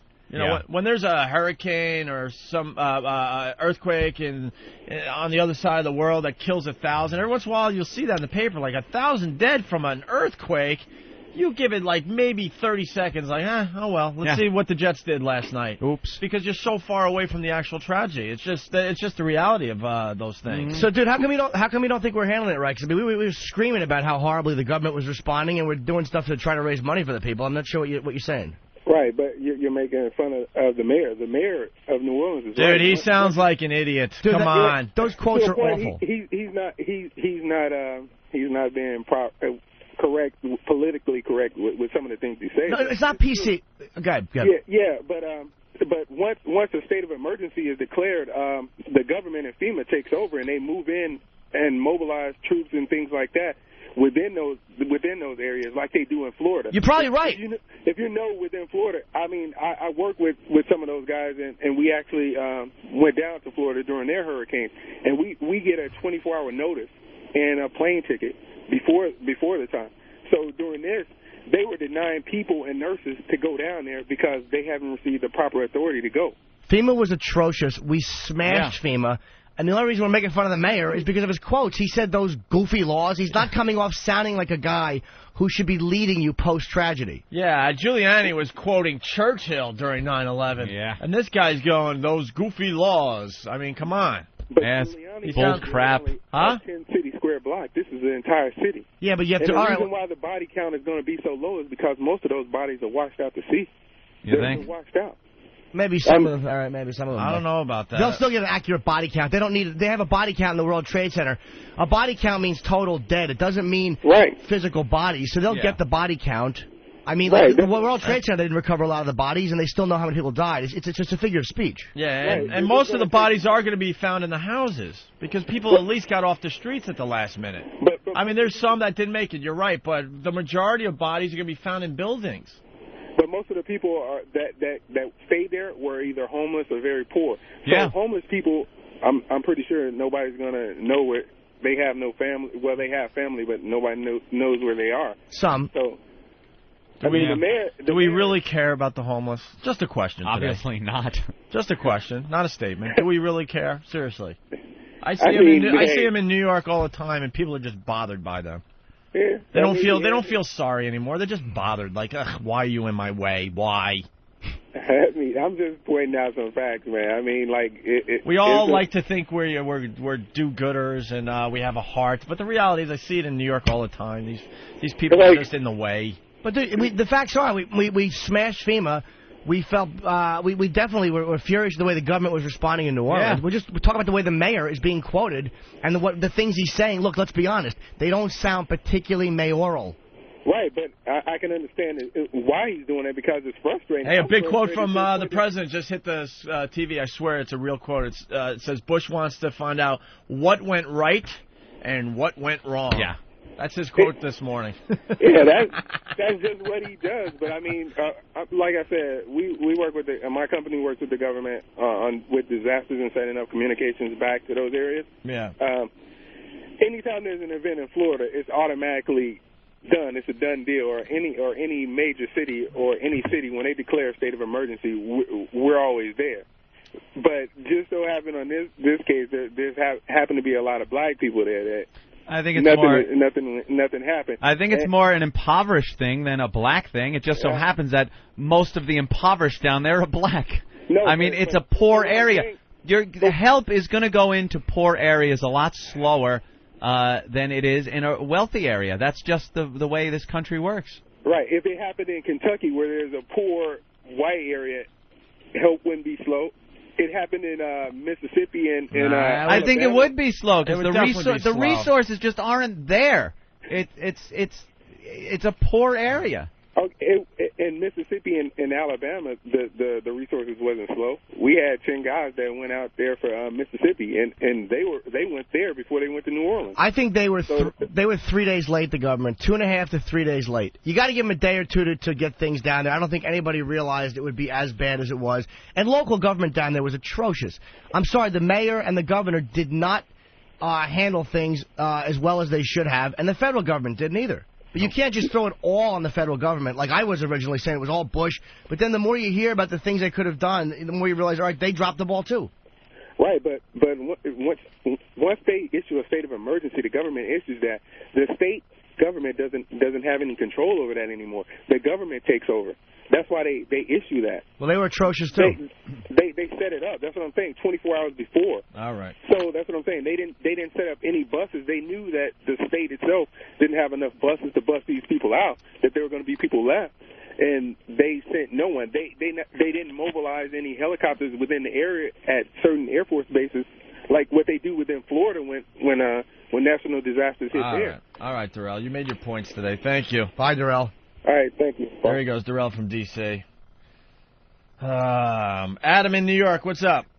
Hey, I just want to say that I live in upstate New York, like towards Binghamton area. Yeah. They didn't take off.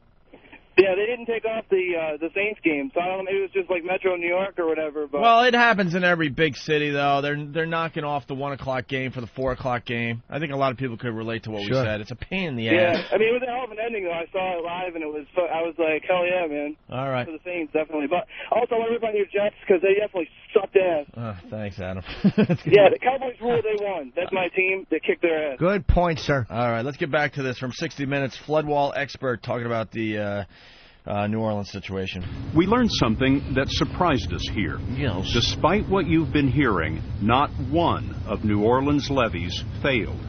All of the massive earthen levees survived. The failure was in flood walls like this one on the 17th Street Canal. The flood walls are miles long, but only 2 feet thick. The walls were designed in 1965 to... 2 feet thick? Yeah. Is that 2 feet? I thought it was the levees that broke. Everyone thought that. I did too. Yeah. It was just these flood walls that weren't as strong as the levees? When the levees went over the levees, right? They kind of flooded over the levees? No, I think it was just the wall breaking. They have these canals that come out of the lake. That kind of do you ever do that to when you're a little kid, to a little puddle, and you make a little river coming off the puddle in the mud? Yeah, when you're a little kid. It's pretty much the same thing. They just kind of pulled water from the lake down this river, almost, a little canal, and then put walls on either side of it to keep it from overflowing when the lake gets full. But that's what broke, those cement walls, and flooded in, as we all know. All right, let's continue. Designed in 1965 to withstand a Category 3 storm, Category 4 Katrina pushed her surge over the top.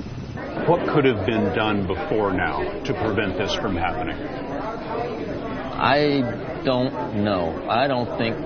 You know this better than anyone. Well, yeah, but you see, there was not sufficient money or time to do anything about this. If somebody had said, okay, here's $1 billion, stop this failure from happening for a Category 4, it couldn't have been done in time. I'd have had to start 20 years ago. To where I feel today, I would have been safe from a Category 4 storm like Hurricane Katrina. Shouldn't this have been done 20 years ago? Sure. They should have been done 20 years ago. But, you know, what can we do about that? You have to recognize before we had Category 3 protection, we didn't have anything. Are we really shocked that that's going on in America? No. You know how many bridges you drive over every day are ready to crumble at any moment? Yeah. Seriously. And they know that. Mm-hmm. They know. Yeah. They're not going to all of a sudden start a project to fix every single bridge in America. What happens is what happened in, like, Connecticut a few years back. All of a sudden it just falls down. Falls down, and then oops. Oops, few people died, you know. And then they go around, and maybe if one's really bad, they might work on that one for a while. Then they fix a few that they really know are in deep trouble just to make it look good, and that's that. There's bridges falling down, you know, every year in America. There's so many structures around America that are ready to just go. Yep. 60 Minutes asking the question like they're surprised that this wasn't taken care of. Of course they knew. But it was going to be too expensive to all of a sudden, you know, get it all set for a Category 4 or 5. Stuff just breaks over time. That's what happens. And they know it's going to break, and it's figured into the whole damn thing. Yeah. Because as Americans, they don't care about us as individuals. It's just stats. The masses, the country, Americans. Well, we could fix every single bridge in America by the year 2020, right? Or we'll fix them from time to time, and we have figured maybe, I don't know, a couple hundred people will die between now and 2020. Figured in, it works. That's what they do. There's no surprise there, of course. Now it'll be fixed because now they have to. Now they're going to have to put some kind of huge walls up. You watch the wall they build now. It'll be giant. 15 feet thick. Oh, of course. All right, we're back to the mayor here. Do you believe... Can I just jump in here? Maybe I'm wrong to get annoyed at this. In the Daily News, there's a picture of the two towers, the two light towers where the Trade Center were, like where they do every 9/11. Yes. And underneath it says Con Edison. Like, is that a fucking ad? That's an ad, yes. Is fucking Con Ed... Yeah. Using the towers of light that where the Trade Center were as an ad... For your fucking... Is that what they're doing? That's exactly what they're doing. Is that an ad? Yeah. Or is it a, we're with you as New York and... well, I think that'd be one and the same. If you're putting your logo... If you need to put your logo beneath what you've done... That means you're drawing attention to, the fact that you did it. Yeah, that you're Con Edison. Yeah. Of course. Look at that. They're trying to do it tastefully. Do you think they give them the power for that for free? Yeah, that's why they're doing it. Exactly. That's why they're doing it. Yeah, so as a trade-off, they get a little ad. Yeah, get an ad. Yeah, that's nice. Oof. Yeah, that is a little much. Time is weird, too, man, because the coverage on 9/11 was so much less this year than last year. Oh, every year it'll just... Every year it just dwindles a little more. I didn't realize it was even the 10th. Like, I didn't realize, oh, shit, until somebody said it. It was like you're just starting to fall back into regular life. Yeah. I remember the first anniversary, it was all over. Sure. I was watching all the coverage and everything. And now, obviously, I'm not forgetting, that's for sure. But just enough, I can't hear any more about it. I know everything about it. Here's another question, though. Do you think the president should have been there? Probably, yeah. I think he should be there every year as long as he's in office. Where was he? Especially the guy that was in office when it happened. Maybe when there's a new president in there, maybe that'll be a little different. But I think Bush should be there every year. He wasn't there, huh? Wow. I don't think so. So they go to World War II stuff and they go to Vietnam. Yeah, still. Which is they should do. Bush was in office, obviously, when it happened, and I think he should be there every year until he's out of office. Simple as that. It just mark your calendar. You're going to New York every year on 9/11. Where was he? Where was he? Huh? What a disaster president he is. God, he's had 9/11 and this big hurricane thing. The war. Whoa. All right. Just a whole bad vibe about his presidency. It's just been bad right from the start. All right. Enough. It will be refreshing to get someone new in there that just enough of this the shit that's happened since he's been in. And I'm not blaming or anything. I'm just saying, it's just a bad buzz he's got. Yeah, let's just start anew. Just start new, man. Can the Democrats please just put one guy out that isn't a complete liberal on crime or taxes, and I'll vote for him. Please, just one guy who's kind of okay with taxes and doesn't want to rape you for half your cash. Well, we got Hillary, so that should be good. That's true, and she's a guy. All right, here we go. Another quote from the mayor of New Orleans. You know, I was reading the paper, going back to the 9/11 thing. You know that 74% of New Yorkers voted for Kerry? Yeah. Or against Bush, I guess I would say. Yeah. I know New York is a Democratic state. I was amazed that it was that high, though. Oh, yeah. Bunch of liberals here in New York. 74% voted against Bush in the last election. That's why it's a miracle that Giuliani won twice, and then Bloomberg, who is an ex-Democrat, but he's still, under the Republican. Bloomberg's going to win again. Yeah, he hasn't done anything awful. Who the hell's running against him? On a personal level, on a couple of things with Bloomberg, you're like, what an ass. But, again, like Giuliani, he's just kind of made the city better during his time in there. Like Giuliani, everyone hated him, man. It was just, but when he took office to the time he left, the difference between New York City was amazing. Amazing. There's a mayoral candidate, by the way, who does all this weird stuff. Bernie Getz? Yeah. Not Bernie, but one of the guys Bernie mentioned. What about his candidacy? Yeah, they don't mention that. This guy here, you've seen his face, the guy who has the two little hair things here. Right. Christopher Brodeur, he's like a real, like one of these alternative guys, man. And he's actually dating Jessica, who came in here and played guitar back when we first came on. Yeah, sure. So if we want to get him on, really? we probably could. Yeah, they've been together for a while. Has he been to any of the debates? Oh, he disrupts them. I don't know the guy. I met him once. We chatted very briefly. But I'm sure we'd be able to get him in. And he is a mayoral candidate. There's a thing in the Post about him. All right. Odd guy. We have just 3 more sound clips here. 60 Minutes did a whole thing on the New Orleans situation. Here's the mayor again. Consider being in my shoes. What would you have done? And if I said anything disrespectful to the office of the president or the governor, I apologize. But tell me what we're going to do now. And what did the president say? The president basically said, Mr. Mayor, I know we could have done a better job, and we're going to fix it. President acknowledged to you that it wasn't handled in the best way? Well, he said they could have done better. Duh. Here's the Lieutenant General again. Now think about this. Every house that's flooded right now, we have to go in and see if there's anybody in it. And God forbid, take those who didn't make it. Every building, every room. What are you going to find, sir? A cute little I think we're puppy. going to find a lot of people. Stupid question. What are you going to find, sir? What do you think you're going to find, you ass? That's Stone Phillips, right? I don't know. That's 60 Minutes? Yeah, it was 60 Minutes. I saw that last night. I thought are you sure that doesn't sound like anything I heard on 60 Minutes? Maybe they got it wrong. Maybe it was. They're all the same program. I don't know. No, because 48 hours. They did a great thing. Ed Bradley did a story last night on the. Yeah, it doesn't sound like the old curmudgeons that you're used to hearing on 60 Minutes. And they had the guy who they focused on were the cops, and the guy who was the police lieutenant or the police chief. Was great. Just really calling the cops that left cowards, and oh man, was he smashing the guys that walked off the job. It was great. Wow. Yeah, they had a high desertion rate, and then the cops looting in the stores. I saw that one. Oof. I don't blame the cops for walking off the job. Why is that?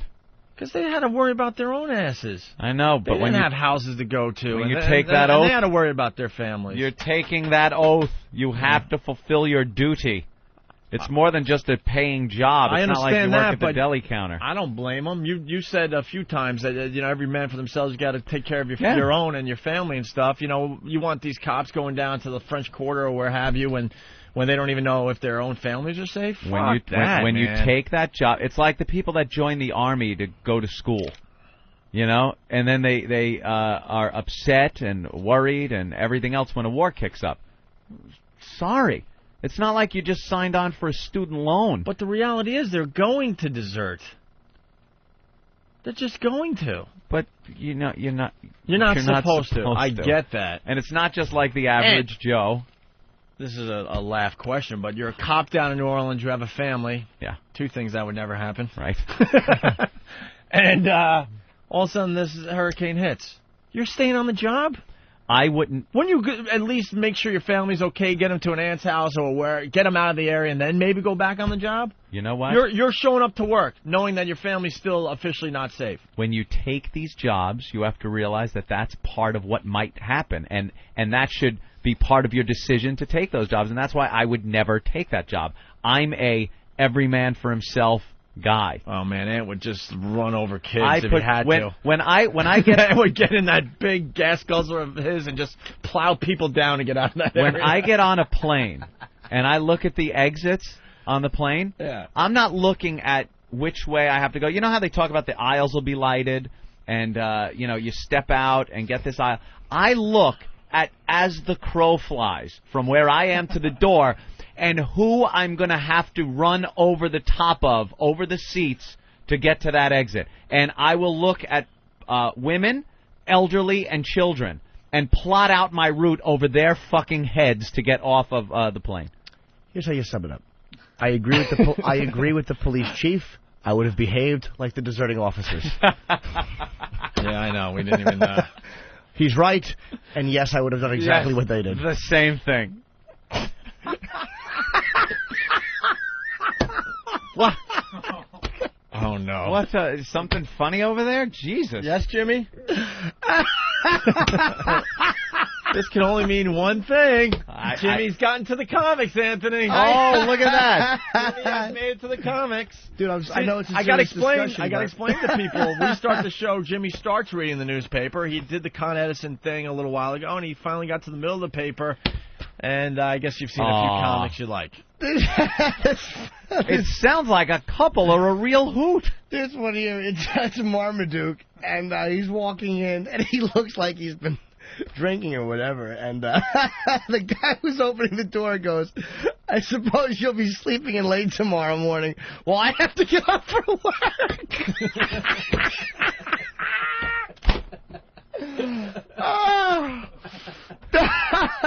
Marmaduke's been drinking or something. What does that mean? Dude, they did not do this. These Longhorns. He's sitting there, right? And the look on his face, you got to see it. Wait, what paper are you in? I got to play along. The Daily News. All right. The Daily News. Page 47. Thank you, Jimmy. Fan passed out laughing hats. Oh, my God. I'm losing my breath. All right, go ahead there. Page 47, the Longhorns. He's sitting there in a chair, and he's looking at her, and she's walking away. She ain't even looking at him, and on her shirt it says 913. Huh. And he goes, you're determined I won't... We start over? You're laughing too hard. He goes, you're determined I won't forget our anniversary this year, aren't you? She's got the date on her shirt.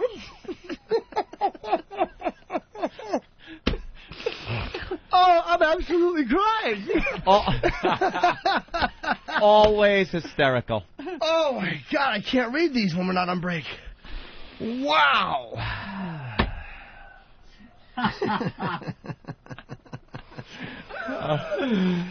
Well, keep reading the comics, Jimmy, because someone has a problem with me here. It's Andrew. Oh, no. Go ahead, Andrew. Hey, Opie, I got a comment. I was a former NYPD. I'm a cop down in Miami. And you don't walk off the job. You don't. I mean, we've had hurricanes down here. Look at the guys at 9/11. What would happen if they walked off the job? Take care of their family. They walked in there. I'm not saying it. Hold on, Andrew. I'm serious. I'm not saying it's okay to walk off the job, but I could see why they would. Okay, but obviously, you'd want the cops not to walk off the job. Of course, I get that. It's never happened. It's never happened. I'm not sitting there going, "Hey, way to go, guys! Way to walk off the job." But I could see why their thought process that they're thinking, "I got to take care of my family first." I tell you, every single cop in America is disgusted with those guys because it's the same oath. It doesn't matter if you're in a little city in Iowa or a big city in New York. It's the same oath. You take that job, you know it's going to happen. It's something bad, especially in New Orleans when they know that something like this could happen. Down in Miami, we know hurricanes that are going to happen. I mean, of course, it didn't nowhere near New Orleans, but 10 people died from this hurricane in Miami. Right. Some of those families could have been cops. Sure. You never hear earthquakes in California, the Oklahoma City bombing, the NYPD with 9/11. You never hear it. They lost a third of their police force. 1/3 of their police force just walked off the job. I mean, it's insane. It just does not happen. It does not happen. Maybe a few guys will walk off or check their status, but they're back. They should have came back. They haven't even come back. This has been close to a month now. Right. It's insane. insane. Okay, good job, Andrew. Thank you. Take care, buddy. All right. Ian M. from Toronto is trying to call me out. The aisles will be lighted, on fire, lighted. I think you mean lit. I thought lit too, but I think Anthony is right. It is correct to use either. I believe you can use either. Wait, what was that about? The aisle pass will be lighted. The lights on the aisle will be lighted. That is actually a word. I probably said lit. Use it like but that. I don't really know much. Jack off. Toronto figures. Oh, Jimmy! Wait, not another one. How much joy can be in one paper? Oh, but dude, whoever writes Beetle Bailey, this guy, well, enough said. The old Sarge is looking at Beetle, and Beetle's doing something. I think it's with a grenade. He's trying to unscrew it. So the Sarge goes, they're in a hole. Uh-huh. And the Sarge looks at Beetle, and Beetle's got his tongue out, his helmet's on. He's trying to unscrew this thing. And the Sarge goes, just push down and twist. And in the next frame, it's more than one frame. Okay. 2 frames, Beetle has thrown the grenade, and Beetle's going, when did they start putting child-proof caps on hand grenades?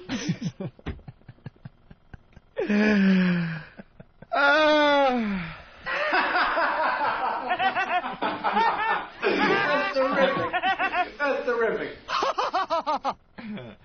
Funny stuff. That's wonderful. And you get this on a daily basis. It's amazing that they could come up with stuff like that every day. All for 50 cents. A little news, a little sports, and the comics, Anthony. Shouldn't be one person out there depressed. There you go. One more clip from the mayor as Jimmy looks through the comics here, talking about the death toll in New Orleans. We're all over the ball field today. We think we evacuated 80% of the people in the city as it relates to this particular event. Do the math. That's 100,000 left. We've evacuated 35,000 people so far. Let's say there's another 15,000. There's 50,000 people unaccounted for. But which number you want to pick? 5%? 10%? 15%? I don't know, but I think it's going to be significant. That's some fucked up, repugnant shit.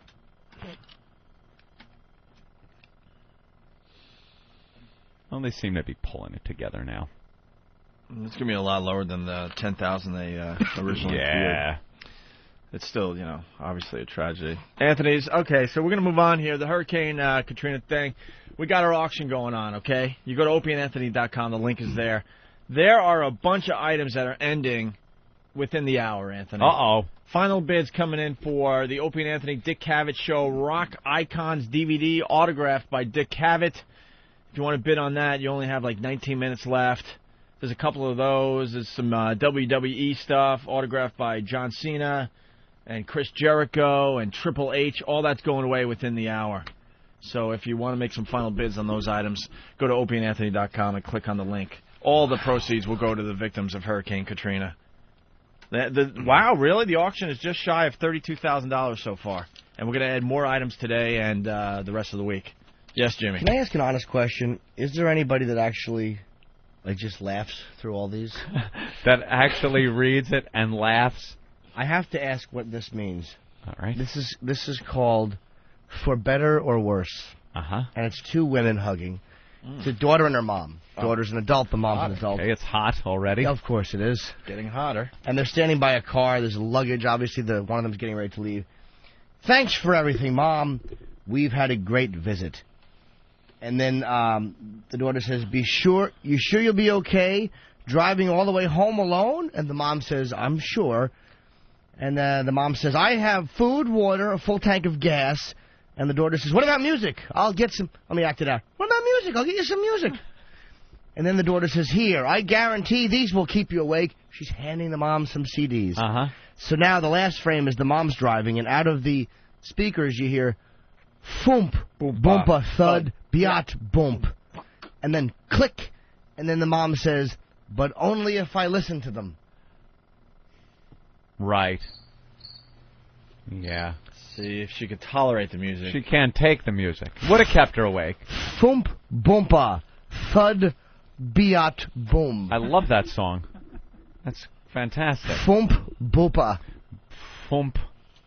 It's got to be the latest from Sheryl Crow, I'm thinking. was probably rap. Nothing. And Mom couldn't take it. Right. I probably should have went with, I don't know, maybe someone even mellower. Well, no, Sheryl Crow has a great song called Dating a Guy with One Ball Was My Greatest Mistake. All right. Thump. Thumper. Thump. Hey, Bob Kelly's here. He's got an item for the auction. Oh. We'll talk to him next. Ooh. And our buddy, another buddy, Stephen Lynch, has a new CD out called The Craig Machine. Aha. Stephen. He hasn't been around. He took touring, right? No, he took the summer off. It's too early, is what it is. This show is too early. He's coming in soon. But he took the summer off and just mellowed out for the first time. And now he's going to do his college tour again, right? He really is a drunk. He took the whole summer off. He's spending with his wife. Stephen Lynch is a drunkard. He's going to be, the week of our anniversary, he's going to be in New York. He's playing at Town Hall. Yeah, he's going to be in. Cool. Ben knows every event that's going on. I have a question. I read something on Whackbag. Now, I could be wrong. Are you guys doing the first anniversary on the Halloween party separately or together? No, together. Oh, it is together. Yeah. 31st at the Hard Rock. I'll suck your cock right now. Wow. Let's go. I think I'll be here. Well, we were trying to come up with a concept for our first anniversary, and You then ever also suck a guy's cock? Show me how you suck a guy's cock. The last time I'm going to ask you.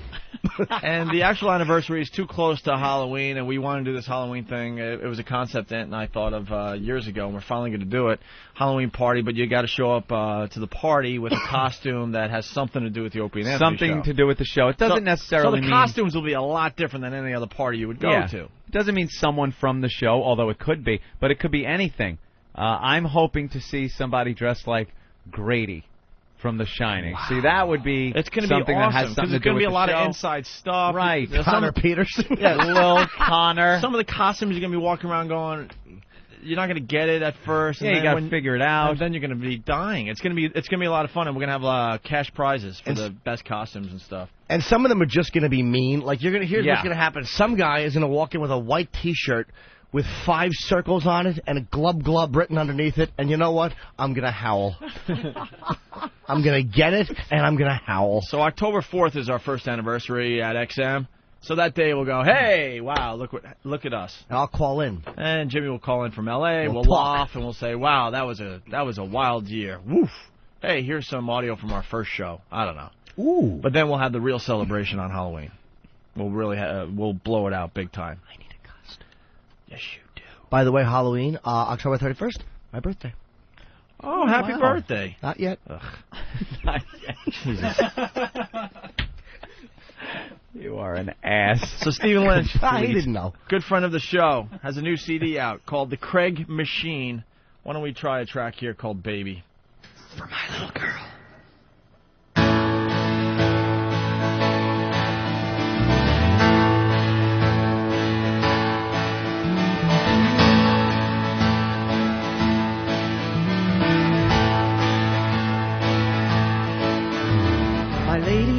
Birth today. I run to her room right away. She smiles with glee, then hands her to me. I look at my newborn and say, damn, that's an ugly baby. Damn, that's an ugly ass baby. I'm feeling quite concerned. My semen must have turned, 'cause damn, that's an ugly baby.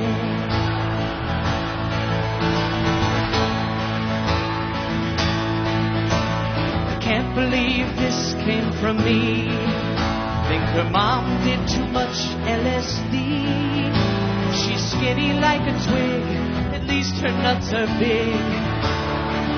But the placenta is cuter than she is. Damn, that's an ugly baby. God damn, that's an ugly ass baby. I can't take her home today. She'll scare the dog away, 'cause damn, that's an ugly baby. And when she smiles, I find Shane McGowan comes to mind. It makes me want to cry when I look into her good eye. I always wanted kids. Is it wrong to hope for Sid?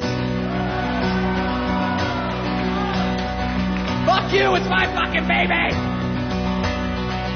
Then the doctor calls me in. Mr. Litch, she has a twin.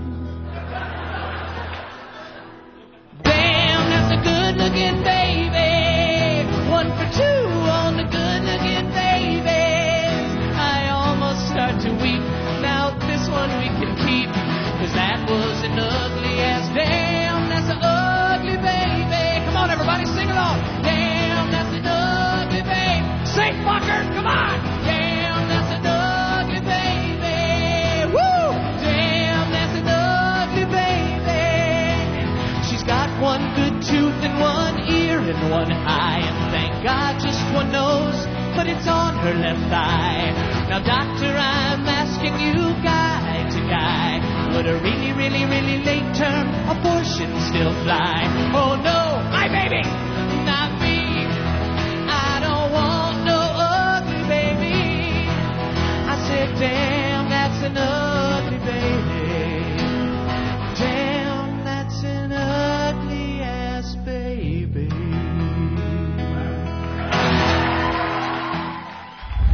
Fancy world. Sorry for all the background noise. I just been opening a box. I got another gift. Where status is everything. Thanks, Andy from Seattle. He sent me a used drill. One man. I'm an entertainer. A fancy man. Do you understand? There's a fancy entertainer talking. We'll begin a quest for the ultimate gift. Fuck you.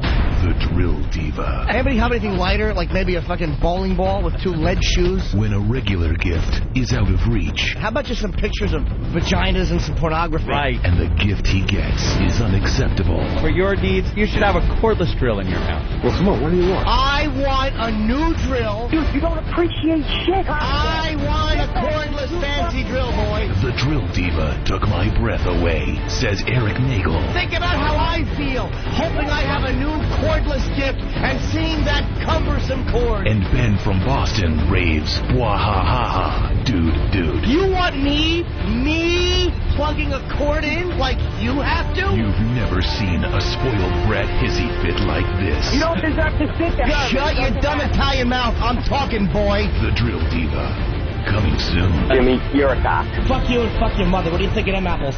The Opie and Anthony Show. XM 202.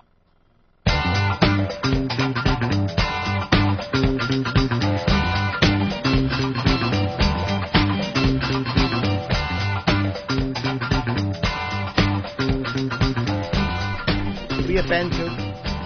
You're checking out the Opie and Anthony program on XM Satellite Radio. Getting more gooder every day. Big announcements on the way. What song is this? Like Sanford and Son. My favorite Doors song, Peace Frog. I am so done with the Doors. Why? I can't. The Doors are timeless. The second a Doors song comes on, I turn it off. What's your problem with the Doors? I'm so burnt on their 5 hits. Yes, when's the last time they put out something new? Come on, get in the studio, you lazy bastards. That's fucking radio that does that. Whatever Whatever it is. So many great songs that never made radio. Dude. That never made your home of rock and roll. Nothing better than a they barely low, played Peace groovy Frog. jam playing with him just babbling in the background. Oh, shut up. That was poetry, and my I friend. said, Father, why are you a prick? Shut up. I love the end. No, I hate the Doors. You don't like People And Are he walked Strange? on down the hall. I love the end. People are strange. Come on. 1,000 times. The end? 1,000 times you've heard. The end I only like because it reminds me of Apocalypse. Don't you just want to get naked and punch a mirror?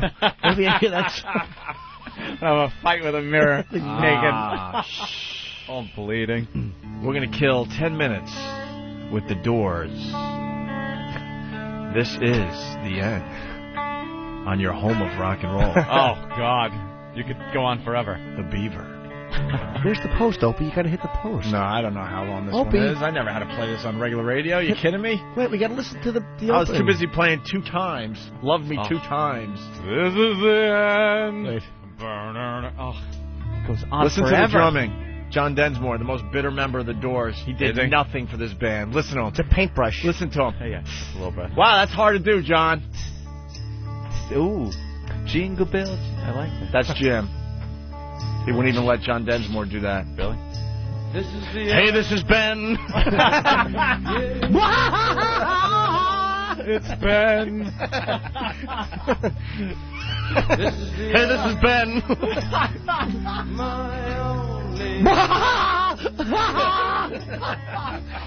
No plan and no guests.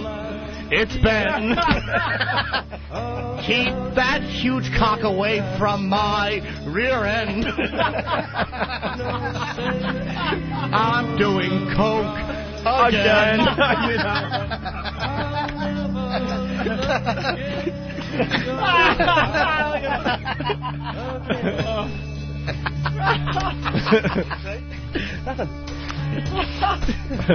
Sorry, Jim, we can't have Ozzy doing every lesson.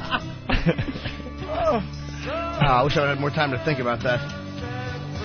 All right. Let's fade out, Jim. So we got a call from a guy. We are actually doing... no, I'm actually want to ask you a real question. We are doing... Seriously, about the anniversary. I thought they were on separate days. Like the 4th, I thought originally they were doing separate days. No, we're not going to do that. We're not going to do the 4th thing. We decided that the other day. So the 4th is canceled. Check your email, Jim. It's a combo. No, dude, I get so many. I didn't. When exactly? When exactly is because I am done. I know my shoot schedule is the 28th. When exactly is the 31st? Thing? What are they? It's on the 31st of October. What kind of party are they having? Is this... Fuck. Bob already. What? He's trying to get him to say Halloween. Say Halloween. I want to hear if you can say Halloween. Oh, you said it. Say it again. Halloween. It's not bad. That's what Bob Kelly brought to the program. The fact that Ben can't say Halloween, and then we get him in here and he says Halloween perfectly. No, he certainly did. That's all you got today? He went Halloween. You were all Halloween. excited because he didn't say Halloween to you, right? So you told Jim, and Jim sets the whole thing up on the air, and he says it perfectly. He said Halloween. When I was out there, he goes, "Yeah, we're having a party on Halloween." I went, "What'd you say?" He went, "Halloween." And I went, "Are you fucking with me?" And he goes, "No." I go, "Halloween?" He goes, "Oh, yeah, whatever, Halloween." Whatever. And then I told Jim, and he's like, "Don't do it. Don't keep your mouth shut." Yeah. And I did, and then it fucking backfires on me. Well, Ben probably knew what I was getting at because he kept saying the 31st. Who the fuck refers to Halloween as the 31st? Yeah. He was already on to it. I know he was. I hate that. God. What do you say for Christmas? Happy 25th? Creep. Yeah. Nothing on that one? Jesus, I thought it was a joke. Well, get a big laugh. Give us time to let it digest a little. All right. Hey, this is Ben. Huh? Remember that moment?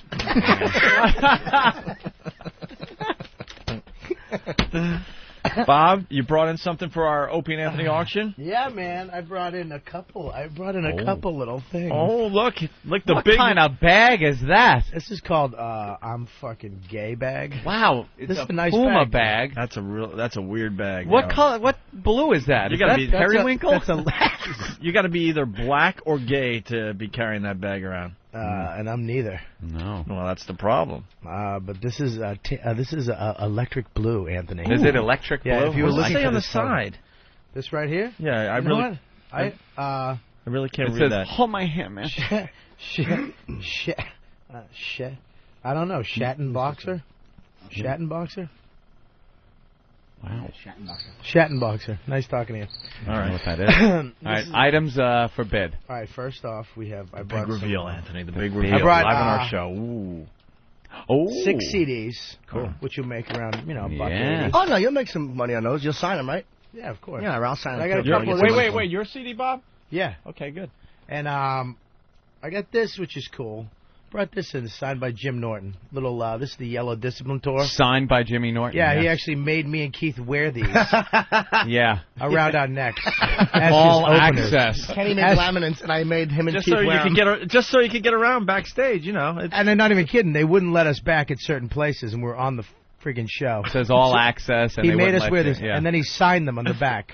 What and a he made guy. us wear them. Keith grabbed his. I'm not wearing nothing. God damn it! That little friggin' troll. Like I'm branded by that motherfucker. Yeah. I opened for Wanda.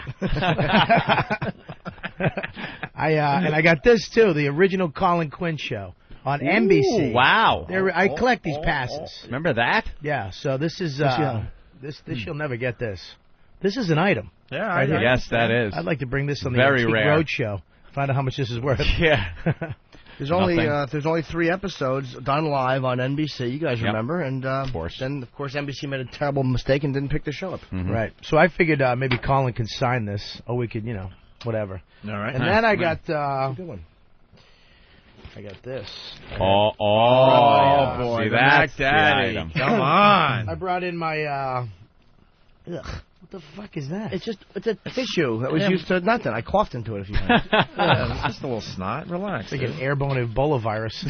I brought in the my knee brace from when I broke my knee. Yes, man. Yeah, I was up in the middle of nowhere in Delhi, New York, at the Buena Vista Hotel. Nobody's up there. Garden spot. Yeah, it's just me. I'm checking into this shitty hotel. And there's a guy behind me, and he heard me check in, and I'm turn around. He goes, "I broke my knee, man." I was like, "You got to be shitting me!" In the middle of fucking nowhere. Wait, the Buena Vista, which is the one that they always put comedians at? Yeah. It's a motel. It's awful. I've stayed there before. Yeah. We're going up there again, me and you. If I don't have to cancel because my schedule. Oh, I is hope you cancel. How was it? I hope you cancel. Why, you don't do it? I was Place is fine. awful. Last time I did it, I bombed. Really? But I went to the school 4 times, killed every time. Headlining, going up last. I go with him. I'm all cocky. I think I'm going to go out there and just improv with the crowd. I picked the wrong black girl in the front row. She just snaps on me. The whole crowd turns. I bomb for 20 minutes. And I walk off stage. The guy at the school's laughing at me like, "Ha ha, you bombing." And then I'm like, Norton's going to bomb. If I just bomb, Norton's bombing in front of a black crowd. There's no way they're going to buy his shit. This cocksucker annihilates. Yeah. He has like the best set ever. He's like prolific and saying things and slowing down, and they're listening and talking. Nobody's heckling. At the end, they give him a standing ovation. Ugh. They're actually, to be honest with you, it's like that's I've had great success at that school. I'm due for a good load in the face in that one, but they've always been great. So they do it in a little theater. The show is set up well. Yeah. But yeah, you know what it is? You've just been there too much. That's all. Sometimes it happens. You do the gig too much, and whatever happens. Right. Never to jinx my little pal. I've never seen Jimmy bomb. I've never seen him bomb. You see me in situations where it's pretty much I'm headlining, or I was working with Dice, or you never saw me like at the Cellar, like on a Monday working out, or just sitting. That's the best. Or the famous night at Dangerfield in front of 10 people. Oh yeah, Jesus! I wish we had 10 people at Dangerfield. Jesus Christ! No joke. It was like 10. I mean, it was just a Tuesday. No one knew Jimmy was coming. It's all about just working on the act. But that was a great night. I'll have to go to some of those Monday gigs. I don't. They're great. Watching Jimmy bomb is the funniest thing ever. You know he's going to come out in the hallway, spit in the carpet, throw a water ball. Whatever's in his hand, he's going to throw and just smash. All angry. These people, I hope they all die of something. And then he's just going to walk out the door. And then 10 minutes later, he's going to come back. "Hey, what's up, man?" You're like, "You all right?" "Yeah, I'm fine. These fucking people, ugh." I've gotten to the point where I get so angry at them when they groan, I've actually spit on the stage. Because I physically want to spit on the audience sometimes. Right. Like, I can't hide my revulsion. And I've actually come to the point where I will spit on the stage. He spits in his own house. So we got the cast. Yeah, man. I got the cast from when I smashed my knee. And a lot of autographs on that thing. I got Dane. Well, yeah, I had to put other people's autographs. Mine wouldn't really sell anything, but yeah, I got Dane Cook signed it. Gary Gulman signed it. Jay Davis. The whole cast and crew of Torgasm signed this thing, and there's one fat chick signed it too. Why? She had a knee brace on, so I was like, "Hey." She signed it. Yeah, so she signed it. Nice talking to you. Thanks. And then and I signed it. That's a biggie, though. That's a big item. The brace. This is the brace that gave me atrophy and yeah, fucked my knee up for. You guys aren't swearing that much. Excuse my French. Messing my knee up. Let's get Eric in here. Eric is working on the Opie and Anthony auction as we do a radio show today. When will the Bob Kelly knee brace go up for auction? A few minutes. How about talking into the mic, so the audience can learn to love you? A few minutes. Yeah, because we want to see what kind of bids you would get right off the bat there, Bob. Yeah, you got some pizza stains on there, too. There's a little food stains on there. Certainly. From me stuffing my fat face in depression after I hurt my knee. Oh, you don't understand how much sauce fell on in that knee brace. And Eric wants a lot of these people that win these items to come in personally, right? Is that what you wanted to tell people? Come in and pick it up personally. As soon as we verify that you are the winner and that you paid your money and all that. A lot of items going away in the next hour. By the end of the show, 61 items will be gone. You won't be able to bid on anymore. So keep checking the Opie and Anthony auction through opieandanthony.com. Dick Cavett DVDs went for what? $202 and $296. Wow. That's Nice. done officially? Nice. All right, very good. Right now, a lot of WWE stuff going away in the next hour, so nice. Take a look. The George Foreman Grill, just over an hour. How much George Foreman. George Foreman autographed, right? Of course, that was when he was in here. George not do an Foreman interview with us. autographed grills. I'm surprised, only going for like $130, $150. I'm actually tempted to get one of them. Aren't they all autographed? I won't pay for it. I'll just steal it. Hey, we got to get Martini Steve in here too because we got a couple comedians in the studio. So, and you guys have done a lot of radio shows, so definitely want you guys involved in this next little piece of tape we found. Steve knows the back history of this. One of the dudes from Mad TV, I think you know him, was on a radio show down in Miami, and he wasn't that funny. Yeah. And I give the radio show a lot of credit. They called him out after he left the studio and said how much he sucked. And this guy heard the whole thing and came running back in the studio and started a fight with the guys. There's DeVoe. He's doing some laps around the studio. Whoa! Yes, Steve? What are you doing? Steve! Trying to Steve! Steve! You can't find a parking spot because now we got Bob in here. Bob, so. move over. There you go. Bob's moving over. All right. Yeah. Wow, Finally. thank God. It's very crowded in here. That's his hybrid car Yeah, that what's he wrong drives. with you, Bob? You really get a hybrid car? Look Yes, at I've it. had one. I've had one for about a year now. Why? It's right in front of you, Why? Bob. That's the reaction everyone says. You make enough money to pay for gas like Yeah, a human right. being? Yeah. Why do you what do you put in it? What else do you put in? Electricity? It runs on honey, water, and bees. As we all know. It's a hybrid, part cock, part mouth. You can have a Thank hooker you, Jim. crapping it. I love my car. What does it run on, honestly? It runs Electricity? on- it runs on half. It's the combustion engine fuels the battery, so you don't really have to plug it in or anything. It just constantly goes. If he goes to like accelerate on an on ramp, Yeah. it's the gas. Look it's at the Bob. gas Right. motor. Yes. But then once he's up to highway speed, Yeah. the gas motor shuts off, Yeah. and it turns into the battery powered. Right, electric. It just coasts. Electric. So you get roughly 60 miles an hour. So you have An hour. so a you, gallon. you have gas in it. Just you don't Yeah, have. you have It's like a lawnmower. Yeah, you got And, a 10-gallon gas tank and ultimately you get 400 miles to the tank. Jesus. And his you can only go brakes- 60 miles an hour. His No, brakes 60 charge miles his per battery. gallon. I'm sorry, I misspoke. How fucked up is that? His And- brakes charge Yeah. the battery. You don't look like the type of guy that would give a shit about the Yeah, universe. well, I generally wouldn't until I realized the gas was going to hit $3 the a universe gallon. of his wallet. So you don't have enough. The money was killing you. Yeah, it was really just filling up an SUV. I had a huge GMC Envoy. What? Oh. For Christ's What do you have now? What's it now? Where is it?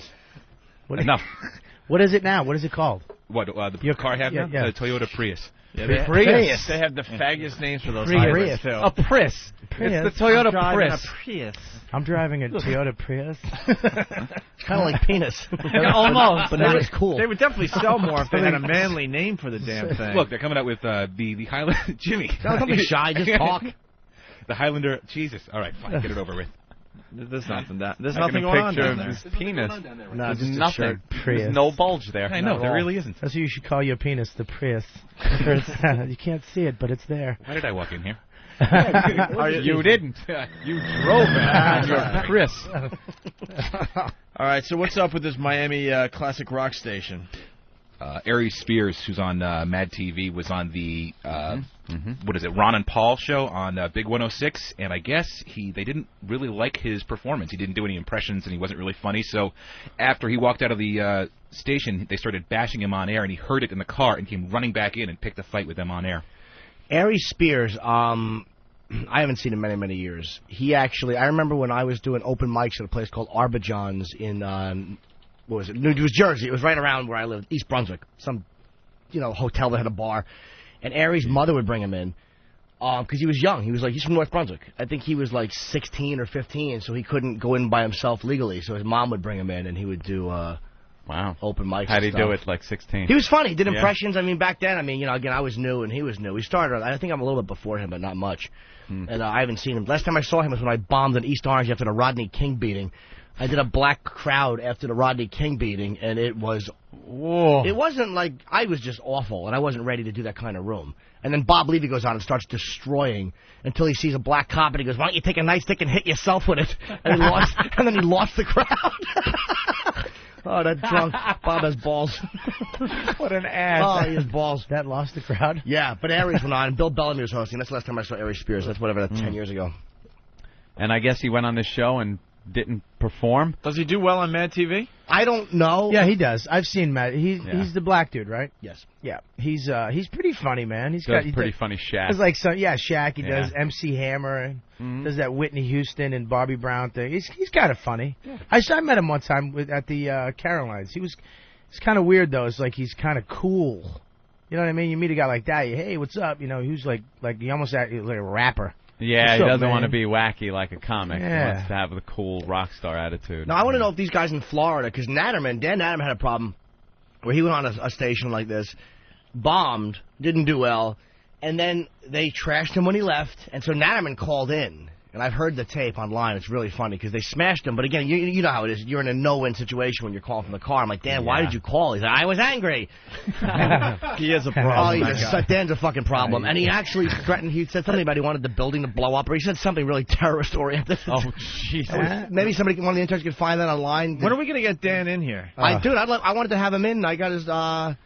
let's try for, I don't know if tomorrow, but... I love that guy. Because I leave Wednesday, so maybe I'll make tomorrow. Psychotic. He is Try psychotic. to get him in tomorrow, because he is psychotic. That's the best tasting pickle I've ever had. Yeah, Dan is a sociopath. He is a weird dude. And he creeps girls out. Oh, he's the greatest. So, who touched you? You know, Dan's a fucking classic. When we were in the last comic standing, I'm standing next to him as they're picking up people, and they're not picking him. And he just kept going, Bobby, it's going to be a fucking bloodbath, I swear to God. My name isn't called very soon. People are going to die. All right. So these guys started to move on with their show after this bad interview with him. Dane Cook had a problem down there, too. He walked out on one of those. I don't know if it's it, but he... Well, you guys do a lot of radio. It's not easy. Down in Miami. It's not easy to walk into a lot of these shows and just be funny because a bunch of these guys are just the tools, right? Yeah, these guys just walked in. He goes, he ignored him when he walked in. I don't know anything about this show, but I've heard the stories over the years from you guys, and it's like, you're walking into an environment where they're like, hey, Bob, what's going on? And then you have to be funny in that environment. You have to do your act. It's got to be tough. What show is That's the exact voice, and they laugh when they laugh too much. Oh. I didn't even say anything, you moron. Sorry right. about that. I thought I was supposed to laugh there. That was good. That's exactly the way I know. Trust me, I've heard enough of this. I've never really had that, man. The only time I thought I was going to have it was in Sacramento. There was a guy where I was kind of a dick to comics, but he turned out to be okay, but I was so ready to attack him. Yeah, on commercial, I would have just cursed and not even cared if it drew people to the gig, but he was actually okay. He turned out to be all right. All right, why don't we listen to the tape here? So I would have, right at him. Actually, not at him. That's an assault. How do you say his name? Aries? Aries Spears. Aries Spears. Do they have him? Did they tape of him bombing? No. So the tape picks up with the show just moving on to other business, I guess. And Aries was back, on his way back into the studio and interrupts them. He's a big dude from what I remember. He's a big kid. Yeah, he wasn't when he was young. He was real small. So here we go. Hold on. Oh, they have to do rock and roll still. Yeah, 820. Not good enough to do a talk show for 4 straight hours. Got to fit in that rock and roll. Come on. What's wrong? What's the show name? Paul and Young Ron or something like that? I don't know. The Big 105.9, Miami's classic rock. Classic rock. Classic rock that really rocks, everybody. The home of classic rock. That's the new one. Classic rock that really rocks. Really rock. Oh, there's other classic rock out there. Do they really rock? I'm they not sure. really rock. Let me take a look at my list here. Here's Heart with Barracuda. Those radio, and I've worked for all of them, so, but I always thought it was such a stupid thing, the home of rock and roll. And all the other rock stations in your area, they're not the home of rock and roll. We're the home of rock and roll. Ah! Oh, no. Right on my fucking foot! That fucking thing fell again right on my fucking foot! This could be a problem.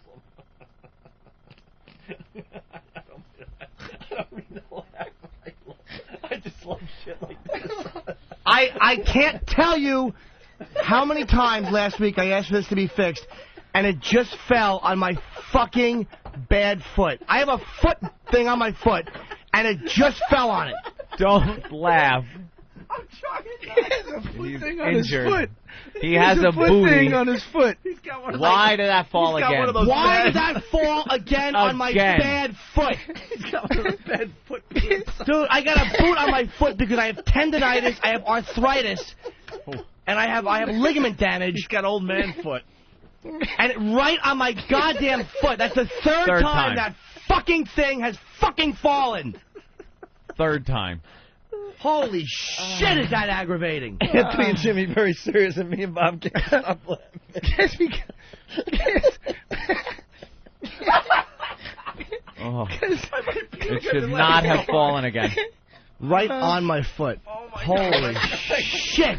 I saw his face. You just heard that freaking whack. Scared the shit out of everybody. And then you look at scare me, man. Don't Holy he look like a stress doll? Somebody squeezed his gut. And then he just... I got a foot thing on my fucking foot. Look at his boot. I got an arm thing on my foot. Look at this thing. Look at this thing he has to wear. Big foot thing. I have enough problems. He's going snowboarding after the show. I'm trying to avoid surgery. Yeah. And I have stage 4 damage. I have stage 3 damage. I'm 1 inch from surgery. And now you get stage 4. And I want to bite somebody's fucking face for that. How did that happen? I want to know who fixed Are you that. on the AZT for the Why stage? did it not? Why was that not fixed? No one fixed it. It wasn't fixed. Holy shit, is that If irritating? it was fixed, it wouldn't have fallen.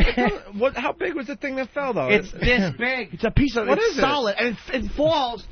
It's probably 8 inches off the ground. Opie probably has fishing string over there. Just all right, He's right now. pulling it. Funk. Whack! My fucking foot! I got a foot of a foot on my foot. Let that fucking foot! I want that fixed Immediately. Dude, right in the middle of my goddamn fucking foot. It's so I am so. You're leaving Wednesday. They'll never fix it. Do you people think Aggravating. at HBO there's going to be stuff falling on his foot? There's gonna be We're going to no- lose Jimmy because he's not going to want to come back to life. Of Hey, things falling on his feet. Bingo Pants has a great idea now, though. Come on, Bingo Pants. How you doing? Hey. Can you guys put that thing that fell on Jimmy's foot on the auction too? Yeah, now it's now a we can famous sell it 'cause thing. it's famous. It's a famous thing. It's a thing that fell on his foot. What happens is Maybe if this. his foot goes to stage 4, we can just put his foot up there. Under the console, there's like it's 6 inches off the ground. There's like a little shelf, and this is up on top of that, so it's falling from a height. Yeah. Look at how it's not that high, but when And it weighs- when the end of that smashes your foot, it hurts. Look at that. Holy And I asked for that last week to be fixed. There was screws coming out of I it, understand, whatever, man. I'm just going to start really being fucking nasty. Yes. When you ask for something to be fixed like that, because it's a physical hazard, why isn't it done? We have a Why? lot of audio that proves that you asked for it to be Holy fixed. fucking shit, is that annoying? Oh, man, but really funny. Yeah, it's not like your karma didn't deserve that. I hate him. I hope he dies of cancer. Fuck them. You die. Then you have something fall on your foot. Exactly. It's not right. The universe came Well, back and smashed your foot. wow. Jimmy. Holy shit. You okay? Don is in New York today, so we'll get it fixed. Oh, it's all fixed, Travis? Why don't you send... Doug, just fucking throw it over there. If they put it up, I'm going to throw it through the window. What? Feel how heavy that Can is. somebody want to weigh that? That is so heavy. And what it's got are these little fasteners that aren't working, I guess. Hey, Ryan from Florida feels for Jimmy. Let's say hi to Ryan. A lot of people feeling for you right now. Go ahead, Ryan. Hey, man, what the hell's up with that prima donna? Prima donna. Dude, I'm sitting here and something falls on my injured foot that I asked for to be fixed. I didn't say it's painted the wrong color. It fell on my foot. Here goes the tears coming from all the blue-collar workers out there that fall off the ladders and stuff every day and just get up and go back to work without saying a word. Well, dude, well, first of all, then fuck them. They're cowards. I didn't walk off the job. I'm still here. But what do guys do when they fall off a ladder? First of all, I didn't fall off a ladder. If something fell on your foot, that's like, getting a cut or something on your hand and, have to go to the emergency room or something for a cut. Yeah, really? Is that what it's like? Stupid. It fell on my foot. I asked for it to be fixed. And let me tell you something. If I was a painter and I asked for something to be fixed and it fell, I'd complain. Any painter or any other job would complain, blue collar or not. Nothing ever gets fixed, man. Well, that's annoying. You need someone to hold your hand, Jimmy? No.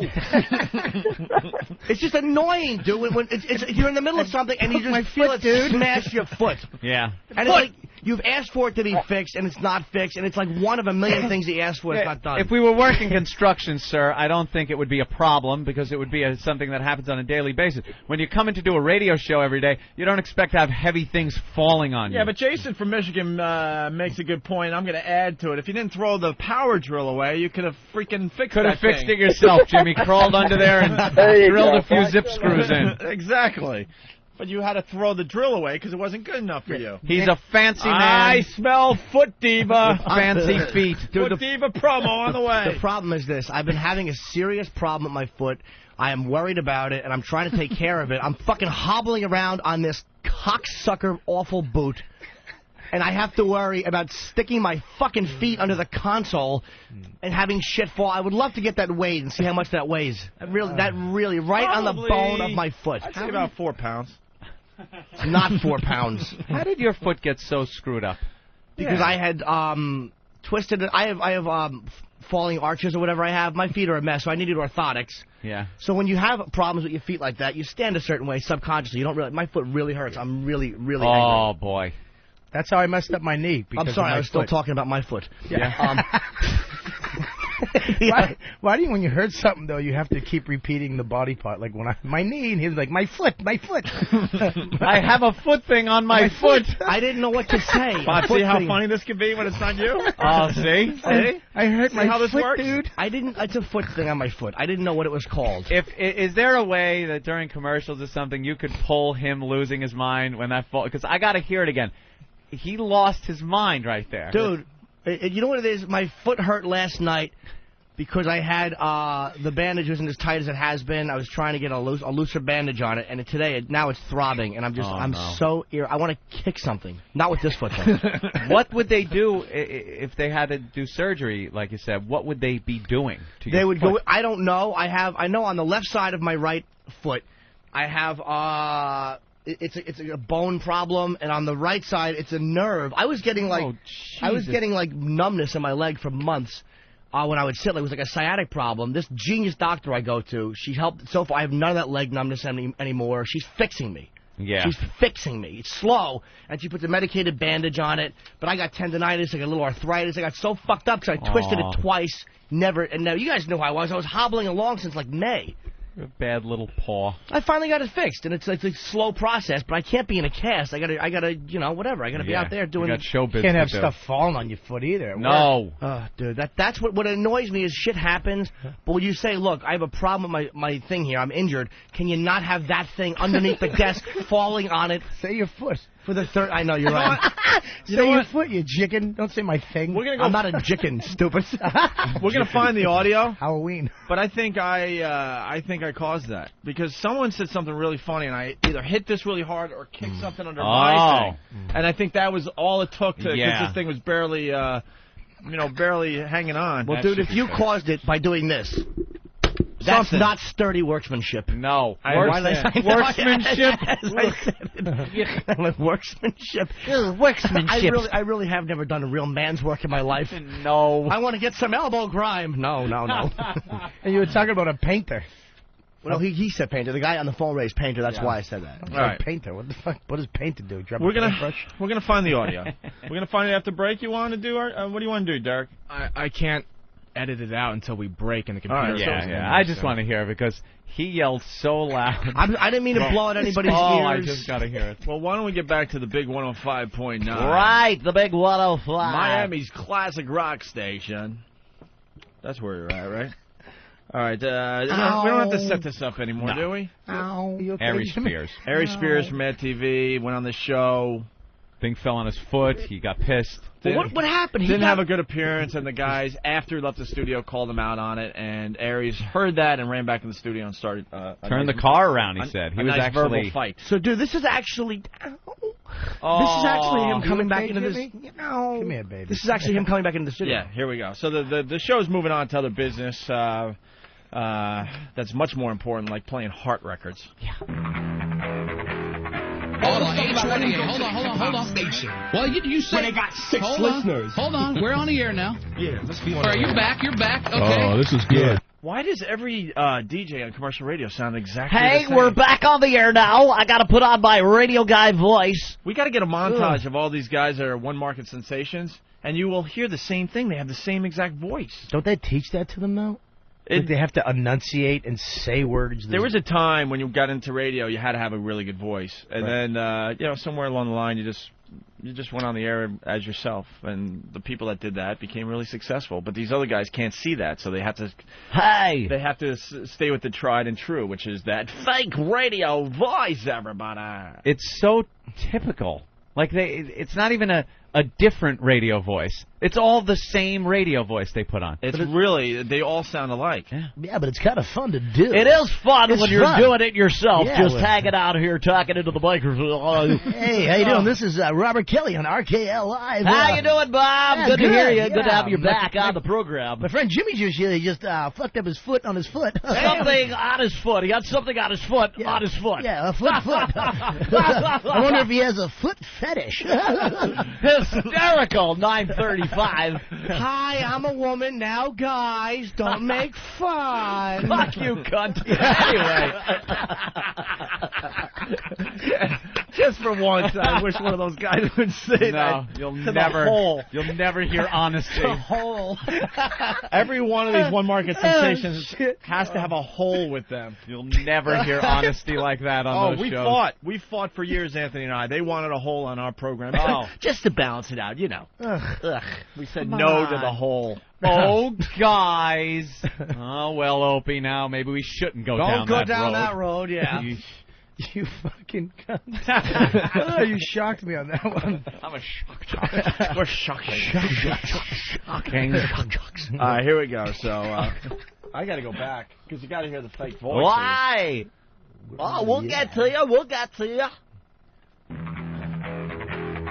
Hold on, hold on. You say they got 6 hold listeners. Hold on, we're on the air now. Yeah, let's be on. All right, you're back. Okay. Oh, this is good. Yeah. Now you know radio and TV is all about ratings. Yeah. Let's go ahead and get some ratings for you now. We don't need you can leave if you want, or you can verbally stay. thrashed me when I left. No, you verbally thrashed us in the hallway on the way out. I didn't thrash you in the hallway. Yeah, all you did. The guy came in and told us what you said. I've been doing stand-up for 15 years. I've been doing thousands of radio stations. All right, so what happened here? So I know the deal. You didn't do diddly on our show. Okay, because I didn't. Diddly. Hey, whoa, those are fighting words. When you don't do diddly, you are in deep trouble with other radio personalities. Wow. Diddly. Uh-oh. He did not go there. He did not go there. He did, Opie. You gotta give your share of diddly. How do you respond to diddly? You have to get up and just go. Jesus Christ. Oh, my God. By the way, why did we graduate to the taking the pants down to fart thing? Because people have complained there's not enough hot in the show. Jimmy pulled his plump little cheeks out. He did. He pulled his little baby ass out. Shoves the mic right in the crack. You got splatter all over your ass now. You have to. Oh. But you know what the difference is, though? Like, as awful as it is, every one of you, you're drawn to those plump little delicious, those two little soft, fleshy lemons. I'm just hoping a poopy pops out. Dude, that would happen. Believe me, if I shot a log onto the mic. That was the closest you got to having a little poopy pop out. It actually was. A little nugget fall out. A little out. rumbly, yeah. No, it's not going to be a nugget, dude. It's going to be something that hits the mic, lands on the floor, and in my socks. It hits your foot, and you go, my foot. I got shit on my foot. I thought it was going to be soft serve ice cream. Little Carvel. Right, swirly swirls. Fudgy the dick joke artist. All right, let's get back to Paul and Young Ron, everybody. Right. Paul and Young Ron. He didn't do diddly on their show.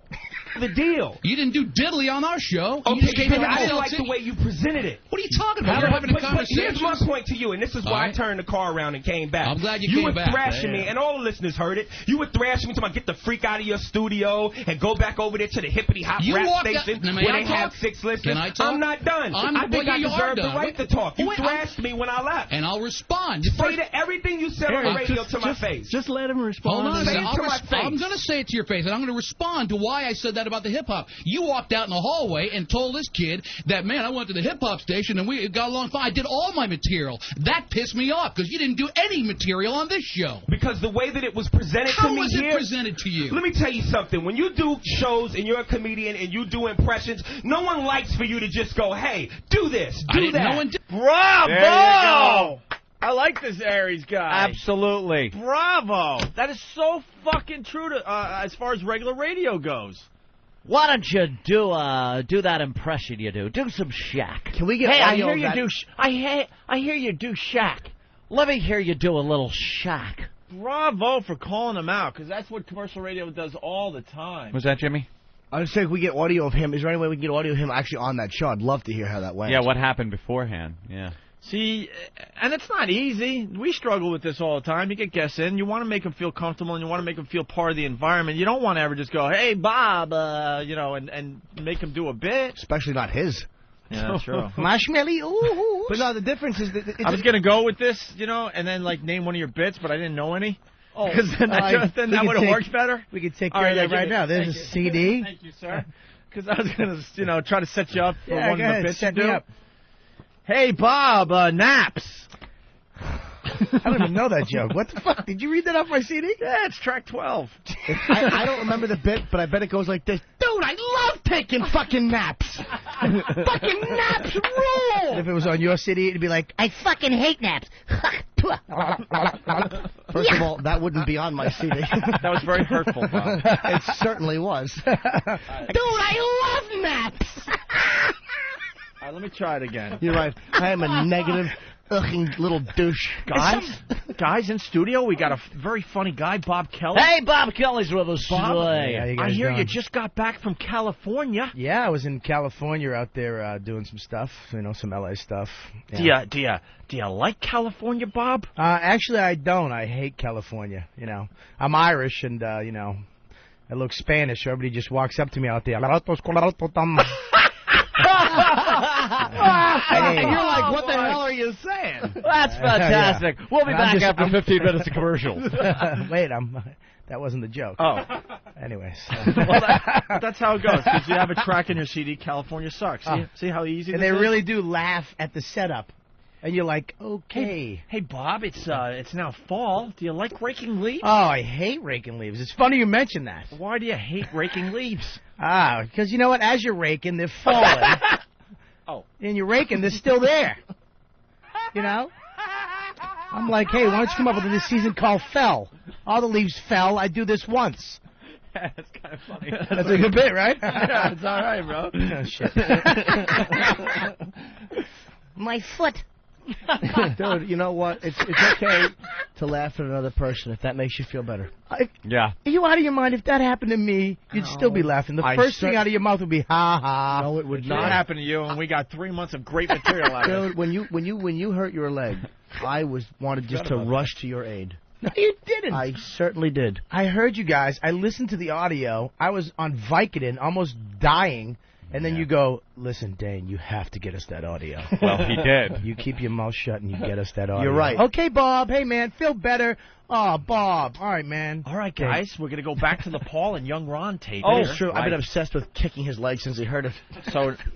So Aries Spears calls the guys out, basically saying, you need an environment to be funny. You can't just walk in and be funny. Right, and yeah, exactly. Mm-hmm. Station, and we got along fine. I did all my material. That pissed me off, because you didn't do any material on this show. Because the way that it was presented to me How was it here, presented to you? Let me tell you something. When you do shows and you're a comedian and you do impressions, no one likes for you to just go, hey, do this, do that. No one did that. It can be presented in a better way. We started talking It is about your Red job Fox. as the host. You are the host. Yeah, it is your job as the host to present it in such a way where we can do it well. Hang on. Just let me say something That's real a great quick. point. We've had every major comedian that has come through the Miami Improv, the I want you to Improv at the understand. Has Jimmy Norton ever done this show? I've never worked the Miami Improv, but I want to know how Jim Neighbors is on this show. What an awful voice this guy has. He should sing "Oh My Papa" and then catch the hint.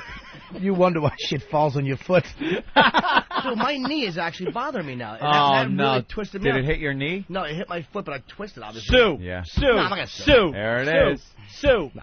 No? I don't sue. This is the Jim Norton's XM Satellite Radio. It's the new name of the company we work for. And the new name of this program. I mean, that would be actually a really nice thing. That could be worth the pain. All right. Can we go back to the tape, guys? Back to that tape. Of course. The guy said every at least 4 times, so they must have had everyone on. They did the same thing to Dane when I was down there with him. He Miami. He walked in. He ignored him, and then he goes, "You don't look that funny. Let's see what you got." Oh, he goes, good. "Kobe, go." Ugh. And he's like, "What?" That's a passive-aggressive shit. Guys that aren't funny that get mad that you're funny and you're going to come in and fuck their women and leave town. I wonder if this is the same guy. This sounds like the guy. Ask Dane. You talk to him. Just let me say something real quick. We've had every major comedian that has come through the Miami Improv. I want you to Improv at the understand Hard why Rock. I turned around. Hold on, let's let Tommy speak for a second. Let me all talk right? just for a second. Yeah. As far as people doing impressions, we've had Kevin Pollak. We've had Daryl Hammond. We've had other comedians that do impressions, and we say, "Hey, man, do this impression." Let me tell you something, man. And they do it. It's no big deal. I wasn't here when all those people you just named, I wasn't here when they were here. So I don't know what they did, and therefore I don't care. All right. My point in turning around and coming back here was that you were talking very tough No when one I left talked here. tough. Yo, my man, I'm from the streets of New York. I know what tough talk sounds like. Yeah. And if you're going to talk about me that way, do it to my face. I'll do it to you. I'll do it coming up after these words. Douchebag. This is an angry Negro we got here. Wow. Coming up after this twofer from Bad Company. Let me tell you something.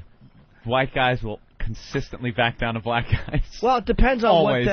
how they were talking. If they were just trashing him, but it sounds like they were like really probably talking shit. I wish we had audio of that. Oh, I'd love to hear that. Well, let's find out what happens next. Yes. I'm scared. On the Paul and Young Ron show. I'm scared. Miami's classic rock. To my face. I'll do it to your comedy. Say everything that you said to my face. What did I say that was so tough? Talk the way you was talking a second ago. I said, man, go down to the hip-hop station where they got 8 listeners. Why don't you go down there? So it's necessary I to didn't say yell, though. my CD is trash and all that? Because Well, if I had never heard I never heard you so say if I that. had done, I so did if not I had use done the- everything I that did not y'all wanted use- me to do, if I I did had not done use the everything word that y'all trash. wanted No me one to said do, trash. the way you wanted me to do it, you would have still said my CD was trash? I didn't say it was trash. I said it wasn't funny. What did he say? I said it wasn't What funny. did he say, Ish? I know what I said. You don't And have we to put heard words in you. my mouth. We heard you. That's fine. I don't care. I'm standing right Okay, to let your me face. give, I'm going to give you a funny. real quick lesson because I'm going to be as professional as I can be under the circumstances. I'm going to go ahead now that we done got all this out the way and leave your building, or as you said, your freaking station. But I'm going to tell you right now, be very careful what you say about people and how you say it. Because I'm going to let you know something else about black people. Right. When you talk like that to us and about us, you get your ass whipped. So if you got something tough to say it now. And I guarantee you I'll whip your ass in this studio. Let me tell you something. Oh, wow. Wow. I like this guy. Yeah. Dude, that that uppity nigger went and hit me on the head with a I didn't do it, Bob. Relax. I swear I'll blow this nigger's head all over this town. Dude, What? that had to bring people into the club. I mean, if I was home listening to a guy scream like that, how do you not go see him? Black people. Yeah. Anybody. I would just go see, and to see a comedian who just went off like that, even if it wasn't funny, just to scream, threatening to beat up the awful local host. I don't like how he, I totally see his point, but again, why did it have to go, let me tell you something about black people? Well, he's angry. That was a little bit. Guys. Well, they might have raised the racial issue, and again, I'm playing devil's advocate, but they were saying go to the hip-hop station, so maybe they kind of brought that theme into it. I don't know, but he seemed pretty annoyed that they said go to the hip-hop I think station. he was using the fact that white people are afraid of black people. They're in his little tirade. Maybe. He was It's trying true, though. to... They have different It is skin. absolutely Well, true. there's 11 of that zoo crew there, and one of him, and they're all going... Yeah, a zoo crew, exactly. How much courage do you think those guys have? When was the last time you saw a black guy alone, though? A famous black guy alone. He had people. You He think had he he had had 5 people No, with see? him. 2 cousins, Where an was- uncle, Possibly. an aunt who's his money manager. Why don't we get him on the His phone? business We'll manager. get him Yeah, we definitely got to Where talk was to the this hole guy. during this whole thing? Yeah, where was the hole? Getting ready to do her news? Guys.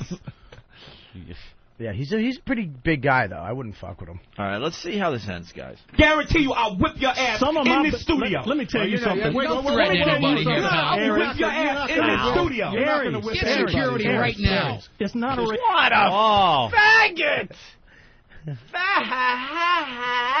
Get. Master Poe doesn't understand. He's rushing over to their studio right now. Yes.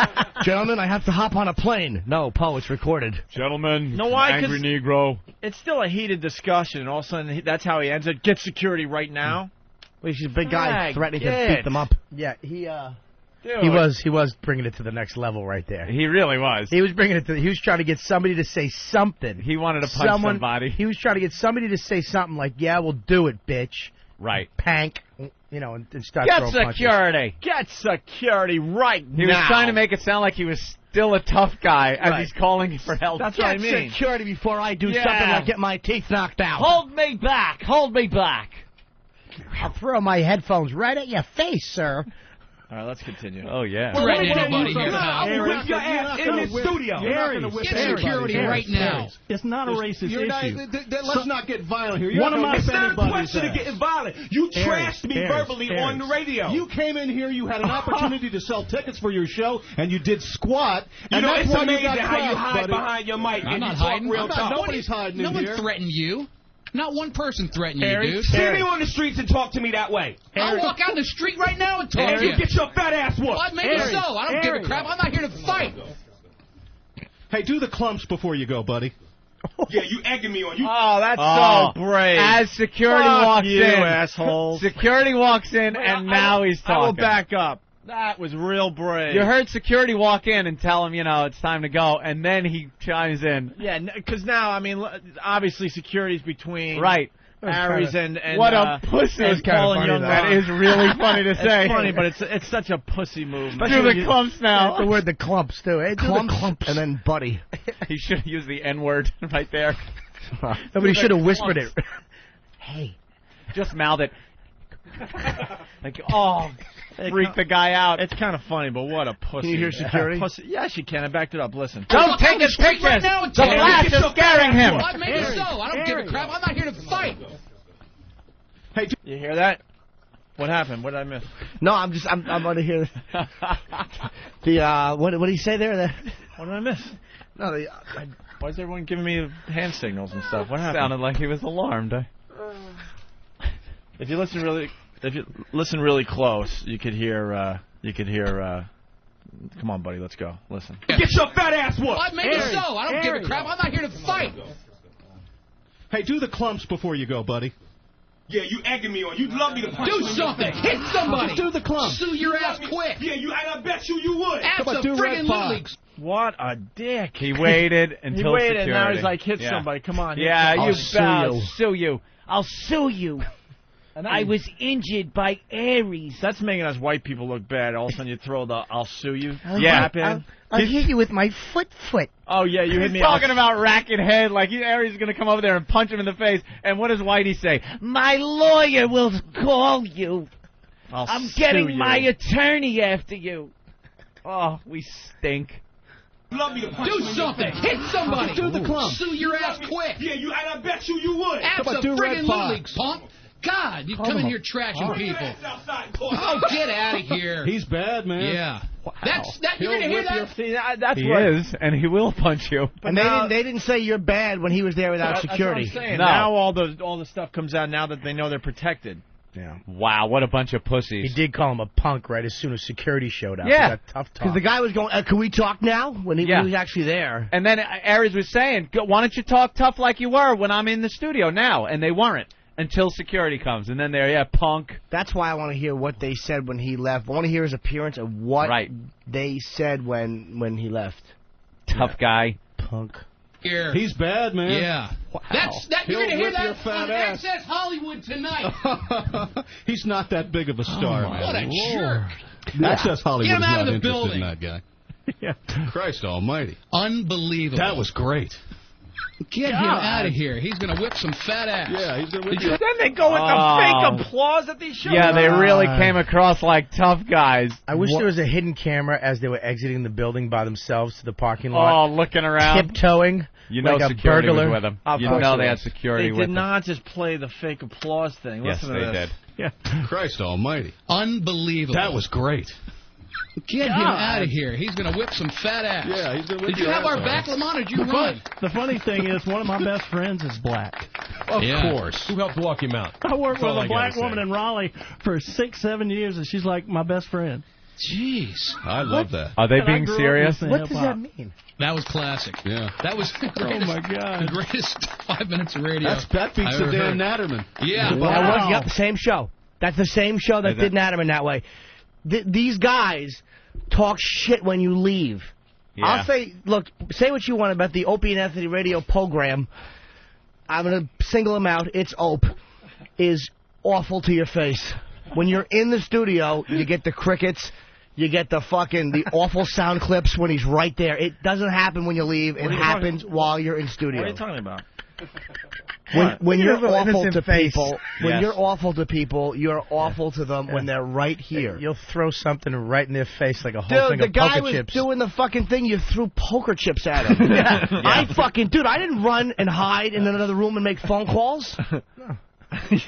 Well, no, I did, but that was because it wouldn't have worked the other way. And people are talking about the Bernie Getz thing. I don't Yeah. know. I took that pretty far. Come on. Dude, Bernie Getz shot 4 people. Right. He's not a black guy doing improv. Hold on. A lot of Shot 4 people. A lot of people calling me out on this, though. Mike, go ahead. Hey, Opie, what's happening? Hey. Hey, let's remember that you were the one that was hiding behind the desk when big, tall, lanky, white Bernie Getz broke a CD. No, dude, I got to jump in for sweet abs here. What had happened was Bernie, he didn't care when Bernie yelled at him. When Bernie went out to his bag and then came back in, that's when he freaked out. Because Bernie went to his fucking bag. And we were wondering if Master Post searched the guy. Actually, that was a real fear. Like, he ran out. I wasn't the only one. Like, he came back in, and we didn't know what he had in his hand, and that freaked us all out. You're 100% right. But we took that pretty damn far. Chris from Phoenix has a great line. He said, do the clumps before you go equals, now get your fucking shine box. It's the same. You know he wanted to kill him after that. Kill him. Well, their little bit didn't make Access Hollywood. It made local TV. Oh, it did? Yeah, so let's take a listen to this and how it was reported down there. Comedian? Now a story you'll see only on 4, a morning radio show squabble that has South Florida talking. CBS 4's Jason Wheeler. Wow, we should be getting freaking coverage every day. Yeah. That wasn't that bad, was it? We've had a lot worse. Well, he is on a show he's been on it for a long time. He did threaten to savagely beat the host. Yeah, they probably did have nothing. somebody. That is a good one. Oh, he was hot under the collar. I'll say. Now a story you'll see only on 4, a morning radio show squabble that has South Florida talking. CBS 4's Jason Wheeler reports from Coconut Grove. What? Comedian Ari Spears slated to perform tonight here at the Improv in Coconut Grove. Sold out. Dude, if that had to sell tickets. Sold out. In Coconut Grove. No doubt the show will be different than his pre-show performances on local radio here in South Florida, robot? which have been no laughing matter at no all. laughing matter. Ari Spears. Is this a fake? He is here at the Improv. Warning, warning, look out, angry Negro. The guy is talking like Rock Quarry. But I am Rock Quarry. I'll tell Fred and Barney who I am. They'll get a big kick out of it. What a buffoon. Improv in Coconut Grove. No doubt the show will be different than his pre-show performances on local radio here in South Florida, which have been no laughing matter at all. We gotta get that clip. No laughing matter. No laughing matter. No laughing matter at all. Bitty, bitty, bitty, bitty. Yeah, exactly. He sounds Bitty, like bitty, Tweaky. bitty. Bitty, bitty, bitty, bitty. No laughing matter at all. Didn't you hate Tweaky? I like him. Must sterilize. Must sterilize. Here in South Florida, which have been no laughing matter at all. Perhaps comedian Ari Spears just wanted to be himself on the Paul and Young Ron morning show yesterday. Apparently, he was not interested in showing off his repertoire of impersonations. He started yelling at the interns in the hallway saying, you know, I'm not somebody's puppet. You don't tell me what impersonations to do. That was a little unnerving. Unable, they felt, to get any entertainment value out of Spears, the hosts dismissed their guest and then began to criticize his appearance on the show. The comedian got wind of it, though, and returned to the studio, and with mics open, brought the house down with a tirade that made it abundantly clear that he was none too happy being the butt of the joke. Be very careful what you say about people and how you say it. Because I'm going to let you know something else about black people. Right. When you talk like that to us and about us, you get your ass whipped. So if you got something tough to say, say it now. And I guarantee you I'll whip your ass in the studio. We have tried unsuccessfully so far to get a hold of Aries Spears for direct comment. He was, though, on another South Florida radio station this morning responding to what happened yesterday. We'll have that coming up later on today. Ooh. In Coconut Grove, Jason Wheeler, CBS 4 News. That is the same one that did Natterman. That's why I got no respect for those guys. They fucking do it when you leave the building. All right. Well, Paul and Young Ron from Miami, they will not be receiving a golden ticket from. Well, really? They should get a yellow one because they're cowards. Fucko. They're on the fucko list. Yeah, cowards. What pussies. They did it to Natterman, too, and I remember Dan told me about it. And that's funny. That's the same show. I wonder if that was the same one that did Dane that way. We still have 4 golden tickets to give away, and they will not be receiving one. What list are they on, Opie? I don't know. Maybe the fucko list, I guess. My foot was going... If we only have 2 lists, I guess they'd have to be on the fucko list. My foot was going for a golden ticket, but now it's on the broco list. Oh, my God. Wow.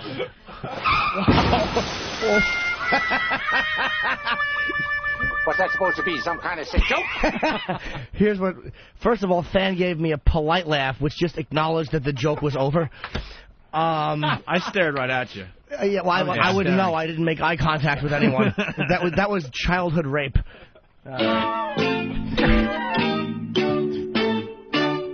This would be a good point to take a break. But wait, it was because Fucko and the Opie and Anthony Broco auction continues. Sound kind of close. Go to opieandanthony.com. 61 items will be gone after today's program. 61 items are saying bye-bye. We're going to take a breako. Eric is adding more items to the Opie and Anthony auction. Ego. You can check them all out by going to opieandanthony.com and clicking on the link. Less than an hour left before the Opie and Anthony Family Guy pack goes away.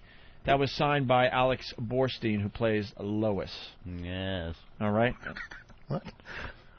You missed a real bomb when you were out there. Did you hear it? No, what happened? Oh, when we get back, we're going to have the audio of Jimmy hurting his foot. Oh, goody. It really hurts, man. And in honor of that classic rock station in Miami, we're featuring new tracks from Stephen Lynch's new CD, Craig Machine, The Craig Machine. Right. Here's a song that is called...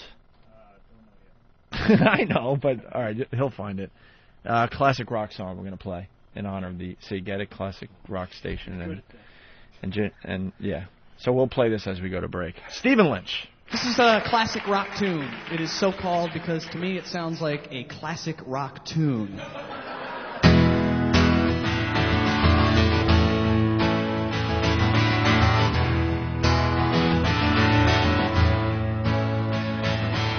Get home late from work tonight. Baby, my body's aching. Can't stop thinking about you and me and the love that we'll be making. So I chill the champagne, light a candle or two. Baby, all the things that I do to you. I love you so much, my little heart is breaking. Let's make love. Oh, baby, let's make love. Your body fits me like a glove.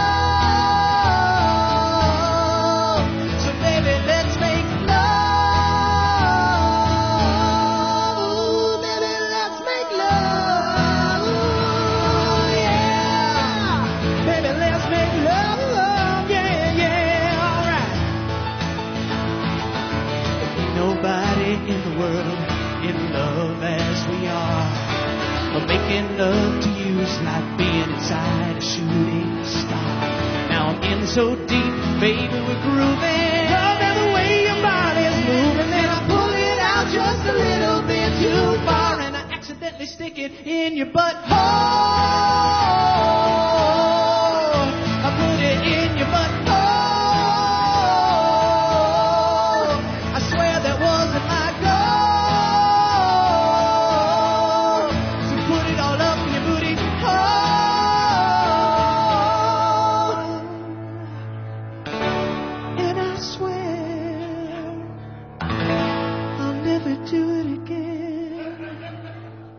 unless you kinda like it. Like sand through the hourglass, so is the O&A virus. Hey, it's an autographed picture of the Mad Mexican and Chicago. Oh, wow. We got to bring this back to New York. It says best wishes O&A and Jim.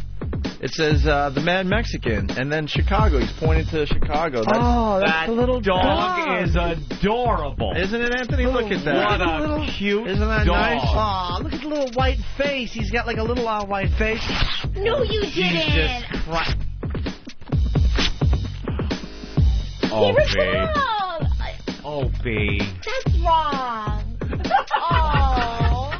Little white dog. Is he out there? Oh, my God. You know, even I've been... That costs money, too, for those pictures. I've been with Opie on the air now for just about like 10 years. 10 years. Even I didn't see that coming. I swear to you, I did not think you would do that. Oh my God! He took the time to write Chicago with a little arrow, with an arrow pointing to his cute little dog. You are a prick. Oh. You are a prick. Little dog, all happy. Oh. Can you get another one, please? Yeah. Please get another one. Just tell him something happened. We spilled coffee on it. Oh, yeah, that's a good one. Tell him we spilled some Opie on it. Yeah. You are awful, man. The guy. We'll get another one. Oh, that makes me so happy. Wait, where do you get the other one? You are really not right. Yeah, we'll get another one. That's somehow.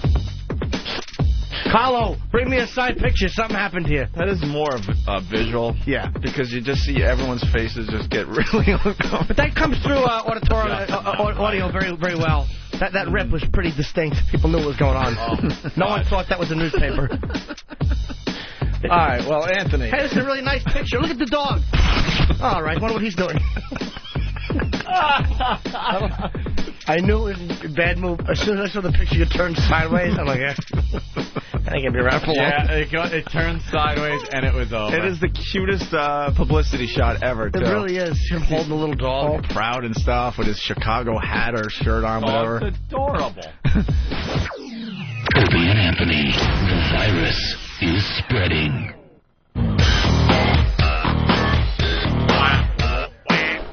All right, we got to get right back into the show today.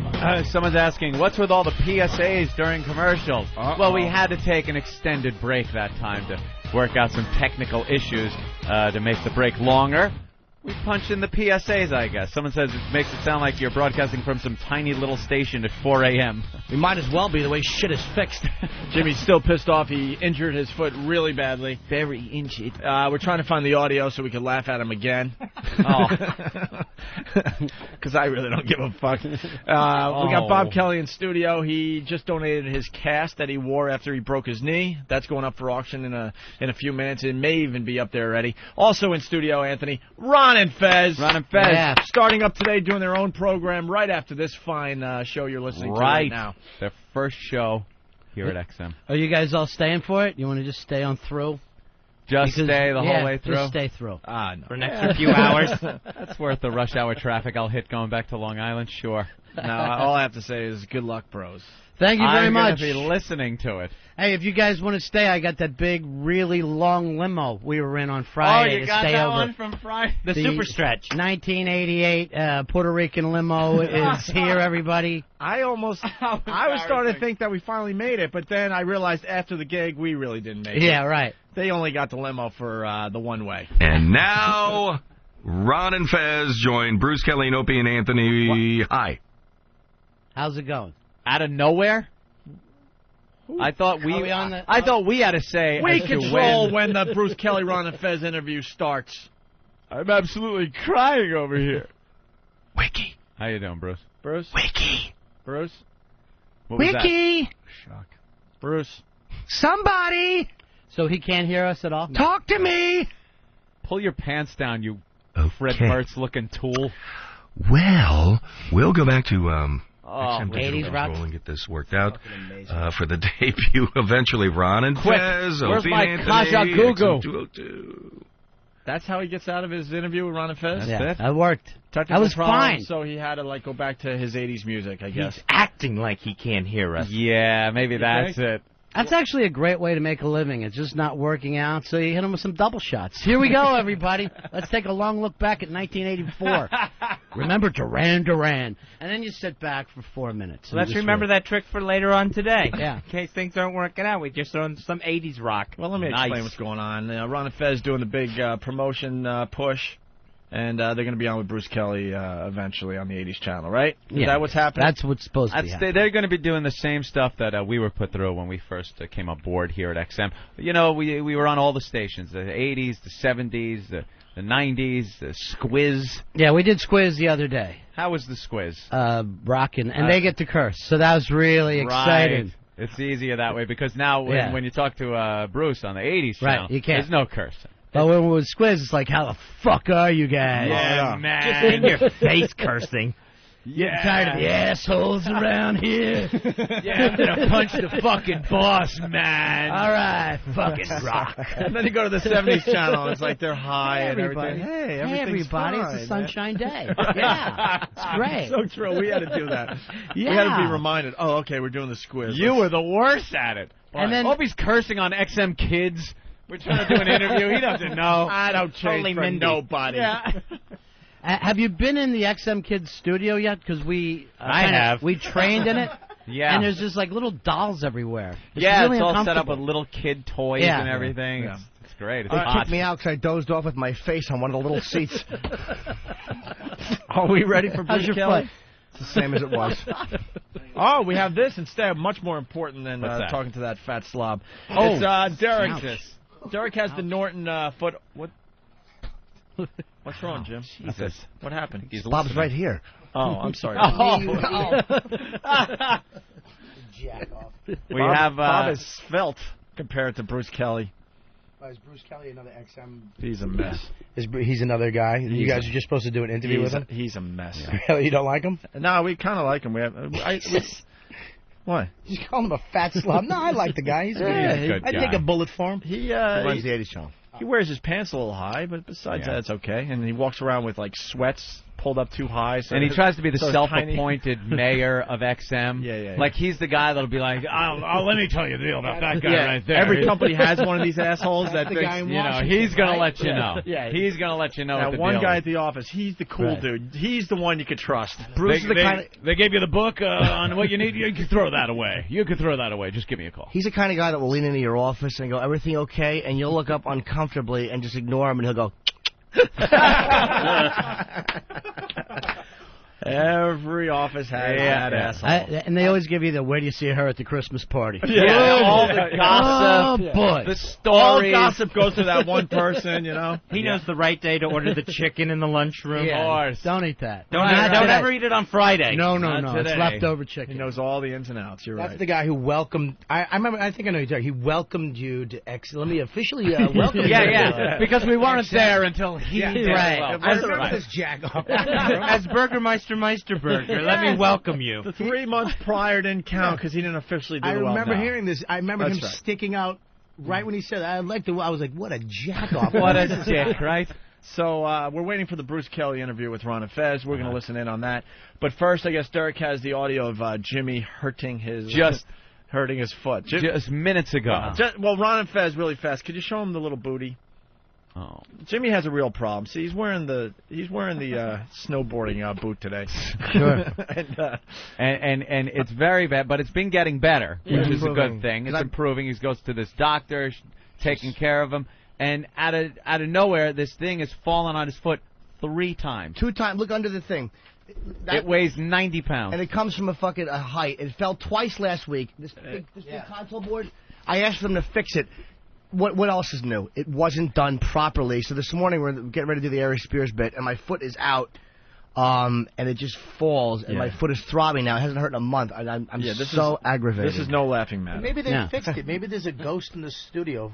Maybe Yeah, that's the what it dead is. she-male hooker you killed once that's haunting the studio. Haunting the studio? Halloween. Should be fixed. There's plenty of chewed gum down there. Just stick All right. So a piece of Hubba Bubba. So here's the audio of Jimmy hurting his foot about, I don't know, half hour ago. No. We're the home of rock and roll. Ah! Oh, no. Right on my fucking foot! That fucking thing fell again right on my fucking foot! This could be a problem.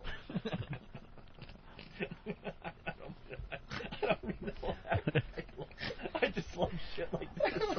I can't tell you how many times last week I asked for this to be fixed, and it just fell on my fucking bad foot. I have a foot thing on my foot, and it just fell on it. Don't laugh. I'm trying. He has a foot thing on his injured. foot. He has a foot booty. thing on his foot. Why did that fall again? Why did that fall again on my bad foot? He's got one of those bad foot boots. Dude, I got a boot on my foot because I have tendonitis, I have arthritis, and I have ligament damage. He's got old man foot. And right on my goddamn foot. That's the third time that fucking thing has fucking fallen. Third time. Holy shit, is that aggravating? Anthony and Jimmy very serious, and me and Bob can't stop laughing. Oh. It should not have fallen again. Right on my foot. Oh my Holy God.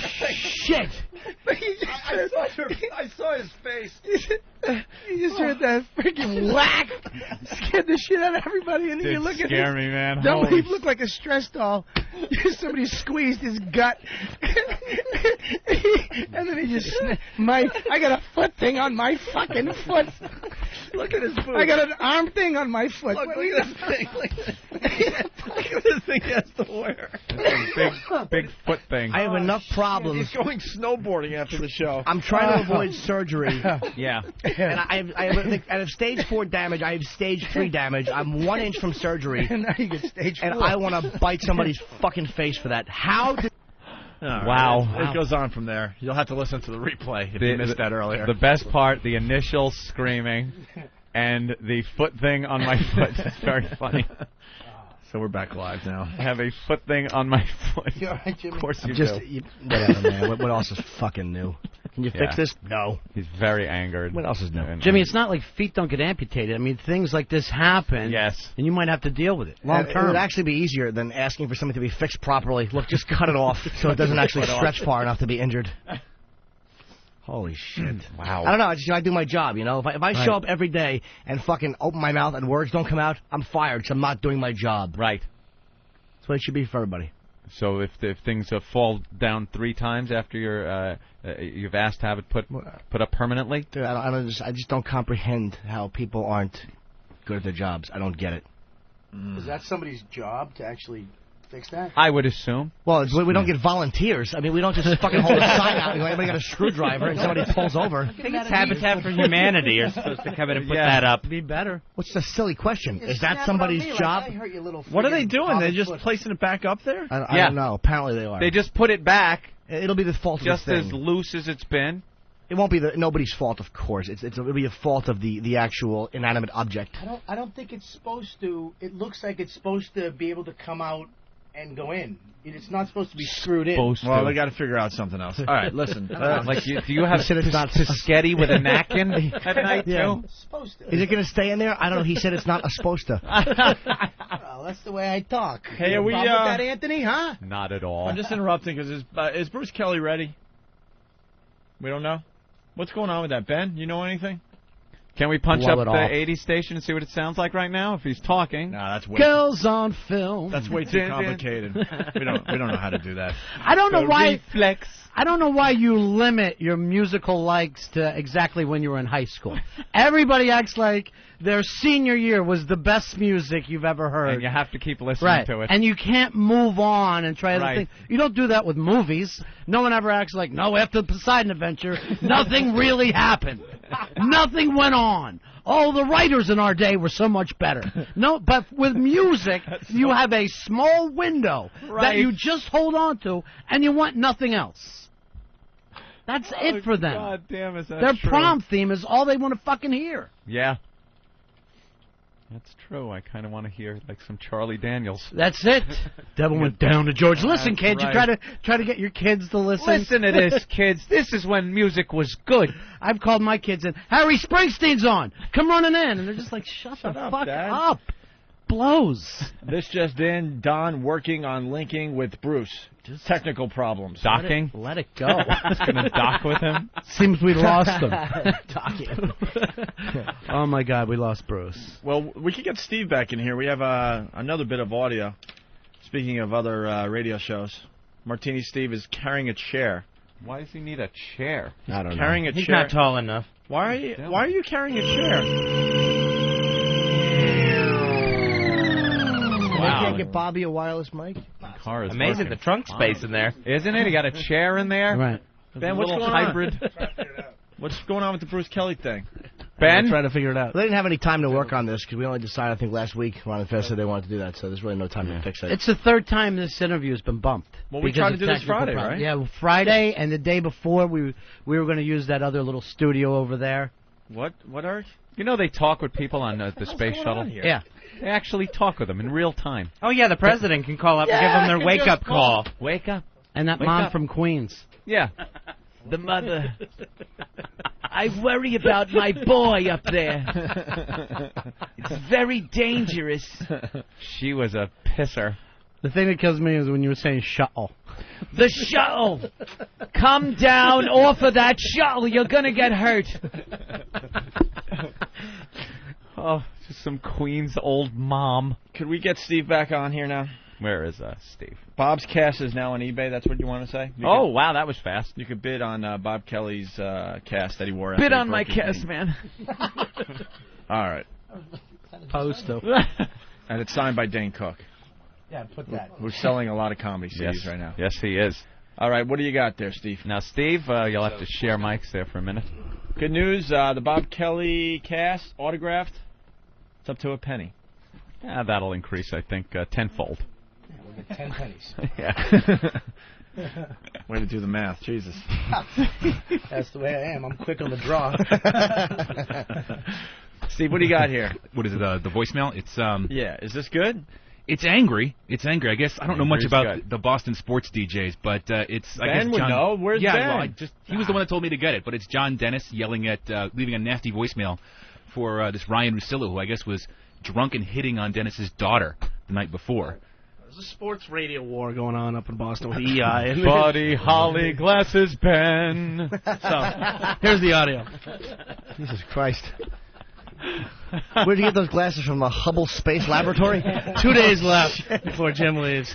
Yeah, no, believe me, I'm anxious. I think Ben's going to be the happiest, right? Why? I like you, Ben. You don't like me? I think Ben's going to be pretty happy when you're gone. Why, Yeah. Ben? Why are you giving me All right, Ben, wait. What's the deal, though, really? There's two sports stations up there? There's two sports stations, and these guys, Callahan is the guy that got suspended for the monkey joke about the Metco students. Remember that? Oh, yeah. Right. Metco students up in Boston. And apparently he left a very angry voicemail for his rival morning host on The Zone. And the rival was hitting on this guy's daughter? Yeah. Where was that at? It was at some party. The details are still, like, coming up.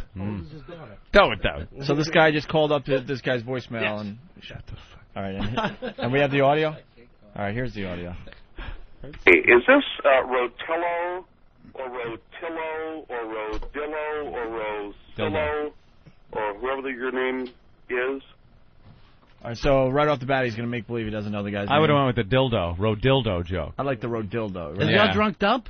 Huh? Is he drunk? Is that the gimmick? He sounded a little slurry. Yeah. Probably, we get a couple of glasses of courage to make that call, I think. Right. Yeah. Sure. Got to defend his daughter that was hit on Yeah. by this guy that he's leaving a message for. John Dennis calling. Rotillo. 2 points you need to understand. Number one, I don't know who the fuck you are or what it is you do. I guess you're on The Zone, and I guess you're a radio wannabe. Beyond that, I've never heard a word out of your mouth. I don't know who the hell you are, and I don't even know what you do. And I guess you're going around telling people, including Chachio, my producer, and my daughter last night, that I shit on you and say I don't know what you do or I don't know what you're talking about. You're quoting me by saying that. Hey, brother, I don't know the first goddamn thing about you. Isn't he? Number. Hold on. He said this guy was going around to his producer and his daughter saying that this guy shits on him. Says he doesn't know who he is or what he does. It's exactly what he's done the whole time. Didn't he hit on his daughter? I hope that comes up, because if you get a call like this, then you have to fuck the daughter. You don't just hit on her. Now you got to make it your life's mission. How great would that be? You were hitting on my daughter. She's 4. I like that. As angry as he is, he keeps the radio voice going. Look here, asshole. Sounds like he's doing it on his radio show, right? Right. You're over at the Zone, Boston's home of sports. Classic throw the sports. slug line in and everything. Right. Coming up next, I'll be talking about your. Why don't you talk into a mic? I know you don't have. You are just you're talking into talking cyberspace. Yeah. I really didn't even hear the thing. I'm listening to his fucking earlobes. All right, here we go. Why don't we go back to it? Number 2, I'm wondering if you're still hungover, or were you so drunk and thrown up last night that you even remember any of these conversations. So let me tell you a couple things. I don't know who the hell you are. I don't give a shit who you are. Eric Nagel? Well, yeah, obviously gives a shit who he is, or he wouldn't be calling. Eric Nagel. Another drunk who might not remember what he did. I heard you were vomiting and cock blocking. Is that true? Who would argue with a machine? Why would you even do this? Why would He's you leave it arguing behind? with a machine. It's insane. He went into the wrestling promo for a second. Let me tell you something, brother. Yeah, I heard the brother thing. Brother. Next time you call my daughter a paycheck. Yeah, that is a problem. But I guess you're hitting on my daughter and telling her stuff that your dad, meaning me, is criticizing what it is you do for a living. I don't know the first goddamn thing about you. Number 2, you're a fucking drunk who's hit on my daughter and saying, I want to be with you and create a scandal. I'll tell you what, you want to create a scandal, why don't you, as like half my age, what are you, late 20s? I'm early 50s. You want to create a scandal? Why don't you come and find me, and I'll rip your fucking ears off and your nose off, and I'll shove them up your ass and kick your balls up around your head. To replace your ears and nose. Sounds like he's serious, though, guys. He Come did on. not have to tell his age. Right. You just had to give that insult, and you know how old this guy is. Let me tell you something, Buster. Listen up, bucko. I'll rip your ears and your nose off, and then your balls in your head. Oh, God. That's the radio professional in him. He's still setting the table. I'm in my 50s. You're half my age. He wants to make sure it all gets out there. Oh, you have to have sex with his daughter. Yeah, you got to do it now. Kobe Bryant just showed up at the Astrodome. Is he homeless? I heard there were rapes going on. That's where I was going, Jimmy, you motherfucker. That was going to be my only good one today, and you went right for it. You got the assist, though. All You right. definitely got the assist. You're Magic Johnson. On this team, you're Magic Johnson. It was a big surprise at the Astrodome. They just showed it on TV. Yeah. I'm just annoyed because I was bidding on the George Foreman grill, which I had Eric doing, and I lost it. You lost? Yeah. Are you kidding? No. Yeah, that's gone now, man. Because how much did it go for? $150. No, it didn't. I don't know, like $200 or something like that. So, Opie and Anthony, the Robert Kelly knee cast, autographed by a bunch of people, including most of the people in this room, and Dane Cook and others, is up to $1,300. Are you kidding? I swear to God. You're out of your mind. That's it. Dude, it's one of the biggest Wow. bits on the XM show, so come on. It's It's a famous cast. What moron would pay $1,300? $1,300. Someone who wants to help people. I'm kidding. Help out the black people.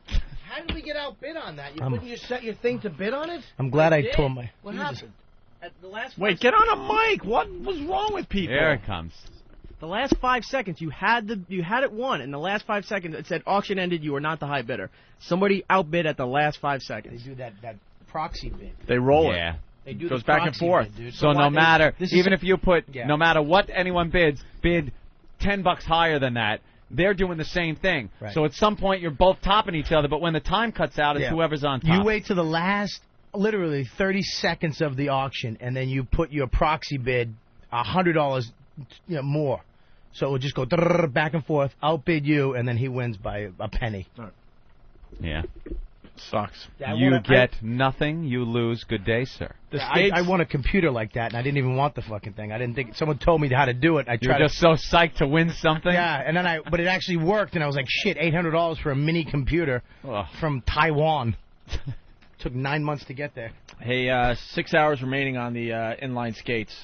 A lot of these items are going away after today, so check out the auction on opieandanthony.com. All right, so we're going to go back to the All right, that's where we the were. insult from the old man here to the young sports guy that works at the Zone. What do you say? I rip your ears off your nose, shove them up your ass, and then bring in Betsy, me, you, Betsy.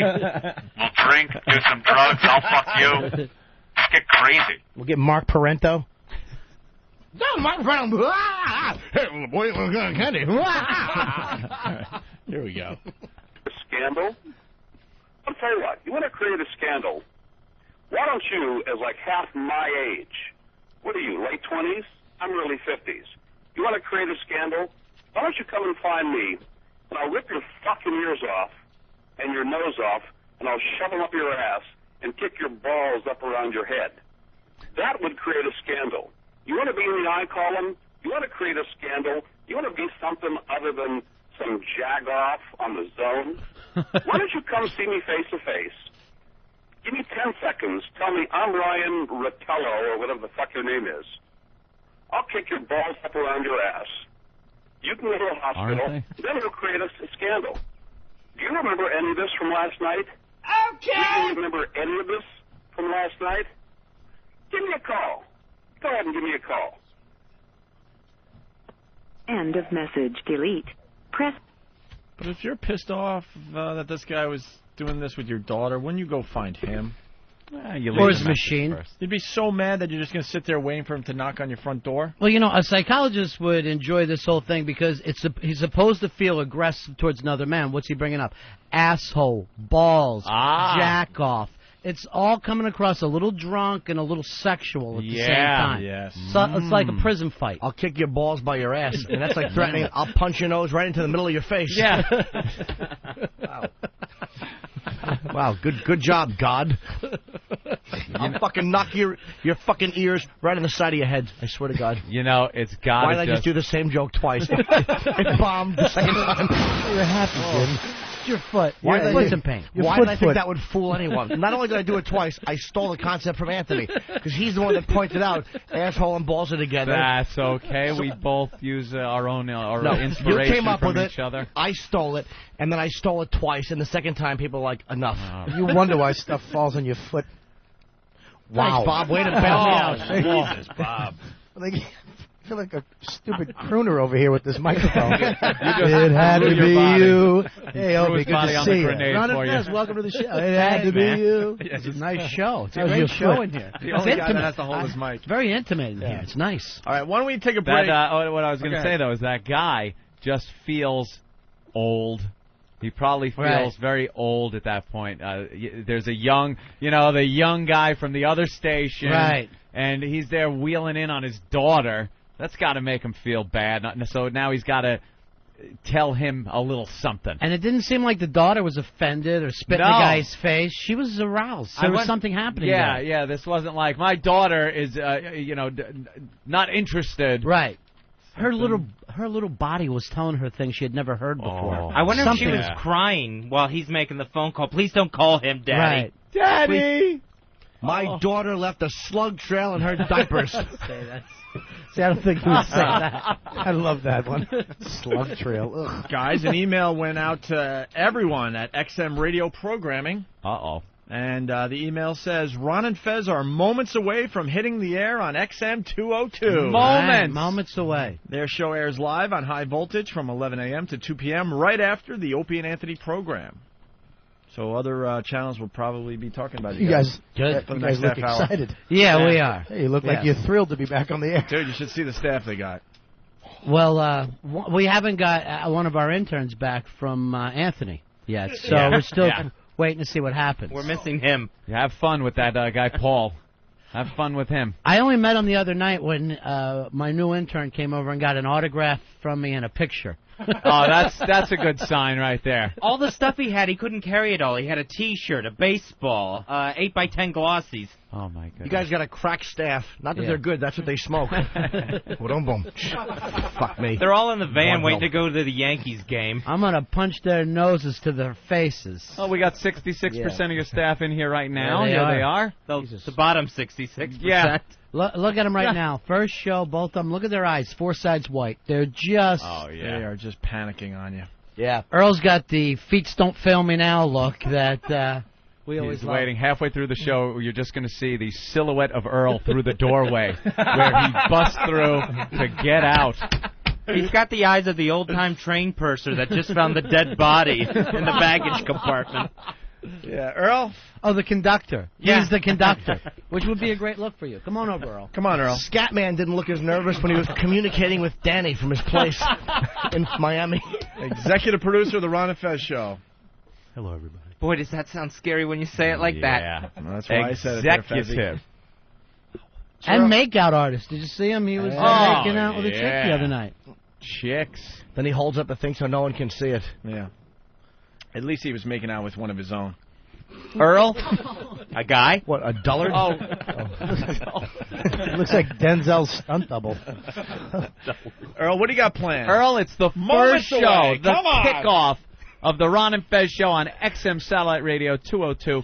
Earl, what do you got planned for the show today? The usual. There is no usual. There isn't a usual because it's the first show. The first show on a brand new medium here. There's nothing and it's usual. the usual.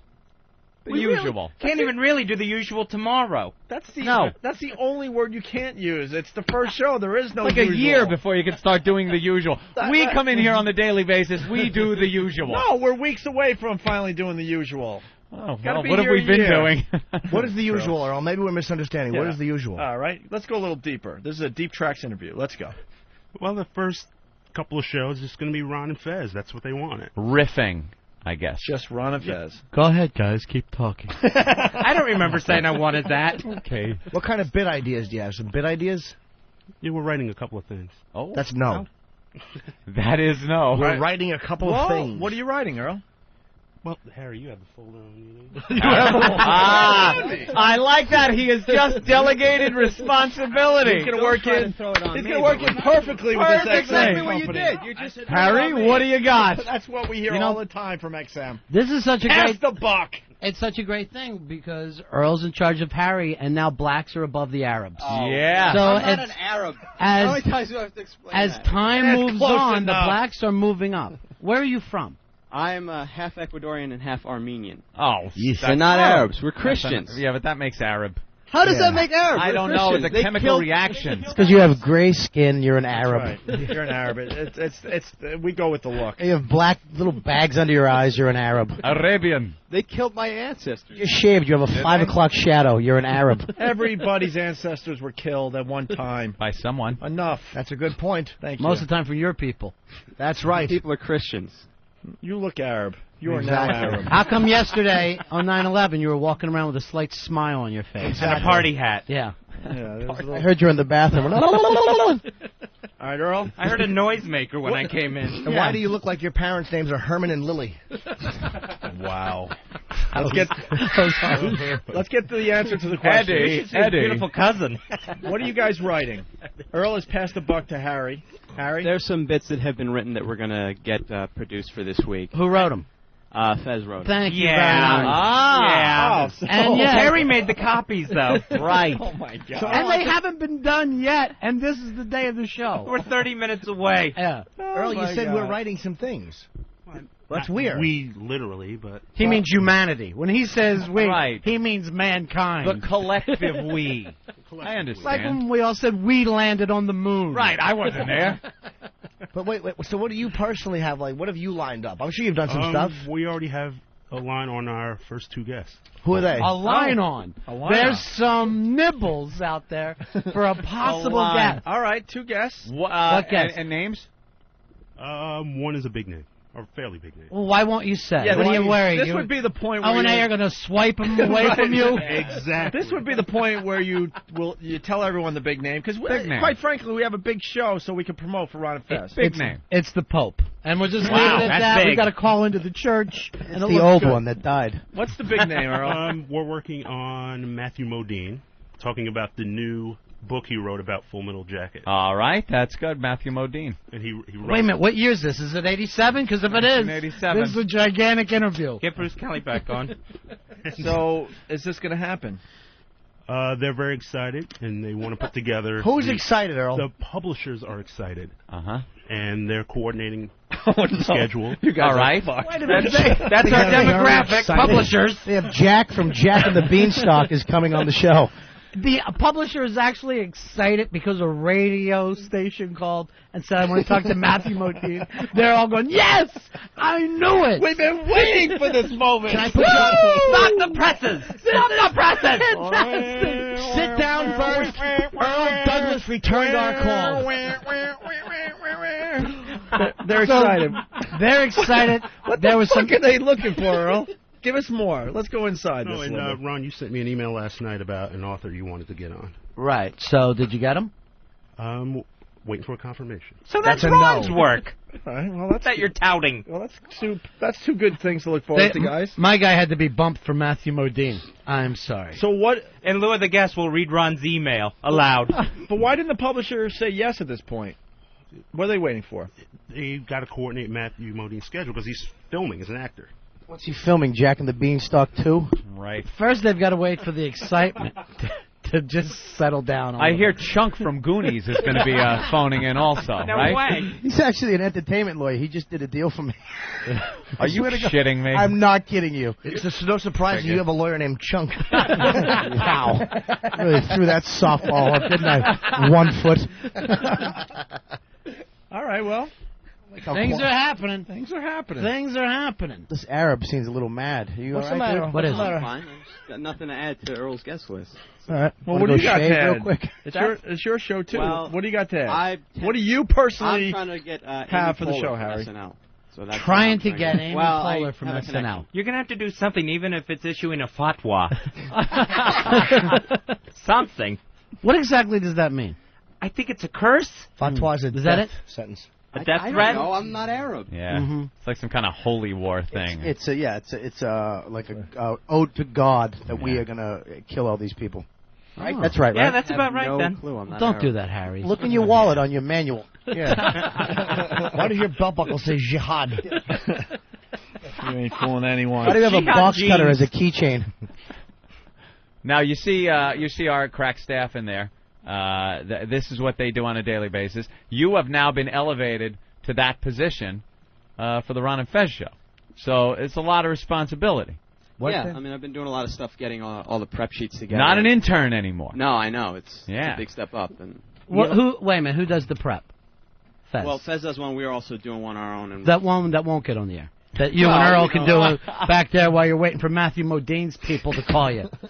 And you know what? Well, and I was thinking Matthew McConaughey when he was saying it. I'm thinking his career isn't hot anymore. But then Matthew Modine, that's going way back. That's even worse. Yeah. Right? All right, well, It's like hearing Tony Curtis on Line 9. sounds like there's a lot going on the show. My movie Spartacus. It actually wasn't bad. It wasn't a bad impression. Thank you. Be a little different now, though. Yeah, my mom. No, that's not you idiot. Curtis. Oh, the That's other Tony guy. Curtis. Oh, the gay one. I'm sorry. You're right. That's the other guy. That's the guy who That's was Douglas. Sorry, Yeah. Mike Douglas. How you doing? That's Mike's Bob father. Kelly. How you doing? He just said Mike Douglas. I heard Mike. The guy with the variety show. Hey, oh, how you Starring doing? Spartacus. I'm holding a microphone. Oh, wow. Listen, it wasn't Merv Griffin. The show would have been, the movie would have been called Cockticus. Oof. Boy, I was running downhill with a heavy package. All right, Earl. We're all going to be in the back office listening to the first Ron and Fez show. Listening in. That's where Earl will be. He'll be back there in a corner going, no. Oh, just make So it what, stop. what bits are you working on? Harry, you have that folder. Harry? That folder. Harry, what are you guys working on? Well, we're getting some prep sheets together. How many folders do you guys have for the Nothing. Ron and Fez show? 10 folders, at least. At least 10, maybe. All empty. Yes. I hate to put our guys on the spot, but Nathaniel, just in general, anything, what are you working on for the show? Geez. That's a tough one. Is it? No, I mean, I'm pulling yes, I'm always working on the bombs and flubs. Plus, I'm developing the not listening segment that opens. See, that's okay. There's something for the show. I'm sure any of the guys in there, you see them working every day trying to pull sound clips and news stories. Guys, I get emails from guys. Travis that I don't understand. Guys, let's be honest. We don't need any of these people around us. We're just very lonely people. Is it that we're lonely? We just like having people around when we do this shit. No, they all do stuff. Fan works on stuff, and then Travis is home painting a safe zone sign that he can stand next to. Danger, falling concepts. Hey, we got some info on your eBay thing, Jimmy. Let's say hi to Jamie in Tennessee. Jamie! What's up, boys? Got a little information on this whole getting outbid thing on eBay. All right. There's a website called Bidnapper. What you do is you pretty much subscribe to it for the hardcore eBayers, and say you bid something on $10, put a max bid of $20. Somebody on Bidnapper can put $11 in, and at the last second, it'll bid $11, and that person will win because it's quicker than the eBay servers. What if, 12 guys are using Bidnapper and they all battle against each other? Well, there's few people that know about Bidnapper. Plus, you have to subscribe to it. They pull directly out of your bank account, things like that. So, I've used it before, but, it's kind of weird having somebody that's got access to your bank account. Sure, that you just met online, and now they can pull whatever they want out of your bank account. That sounds like a real safe thing. I've given Bidnapper power of attorney. Power of attorney over all my finances. They're sending some money off to Nigeria because I've won $10 million and I have to give them my account number. My lawyer Chunk will hear about this. I swear to God, he's an entertainment lawyer. Who's your accountant, Sloth? Well, before we let her all go prepare Wait, for I'm the sorry to Ron and interrupt Fez you, show. but I hurt my foot. Can you, Dr. Doogie Howser call me? Earl, you going to give the guys a pep talk before their first show? Before their first national show? Yeah. Yeah, there's going to be a pep talk? You can do it now. We'd like to hear it. Yeah, let's Do hear it now. Go ahead. Are you going to be one of those guys that's going to lead us in prayer In like prayer. Madonna's Earl, backstage? Take the mic, because we're only 15 minutes away. This is about the time you should give a pep talk. Let's get the pep talk. Let's get going here. You want everyone in here? Yeah, let's get some people in here to hear the pep talk. come Man. on. This is I to agree. pep everybody Get up. 'em in. All right, let's get the whole Ron and Fez Pep talk. Let's get the whole Ron and Fez team in here. Where's Harry? Where's Paul the intern? Our interns didn't start today for some reason. All right, guys. Everyone is coming into the studio for Black Earl's pep talk. The executive producer of the Ron and Fez show. They're starting up in 15 minutes. Where's from right Harry? now. Harry? Hey, do you have an intro for the show? He's not busy. Harry's making a map of the stairwell Intro's ready to for go. later. Yeah. Son Get of a out. bitch. Here's Earl halfway through the show. He doesn't know anything about birth and no radio shows. All right, Earl. We're all standing by for the pep talk. Is it a prayer or a pep talk? What is it? More of a pep talk. Okay. All right, let's listen. All right, Earl? no one talk. Give him the floor here. Go ahead, Earl. We should have some of that music, Oh, like yeah, the well- old-time football music. We need some Newton Rockney Yeah, music. yeah. His is more of an Eddie Robinson Dun, grambling. dun, is dun, where dun, he's going. dun, dun, dun, How about the dun, theme from dun, Shaft? dun, dun, dun, dun. Or taps. That Earl is one bad mother. Shut your mouth. Shut your mouth. Just talking about Earl. I can dig it. Derek's good. Derek's good in the other room. Let's see what he finds. We need some music behind Earl. Guys. Just old school hip hop would work for him. Yeah. This is going to be the same pep talk the guy that jumped from the top of the Superdome got. Things will be okay. All right. I got some if you don't Oh, have you something. Yes. All right, everyone. It's Black Earl with the pep talk for Ron and Fez, who start up in moments. I'm not going to say anything to taps. Doesn't work for you? Then could you tap? How about a little soft shoe? This is going to be a stillborn radio show. And it will actually come out blue. That's where we'll be. They're not getting oxygen. We can't get the baby show to breathe. Oh, Lordy Lord, he's desperate. Do what he All right, we got better music. Derek's got some. Here's his music. Yeah.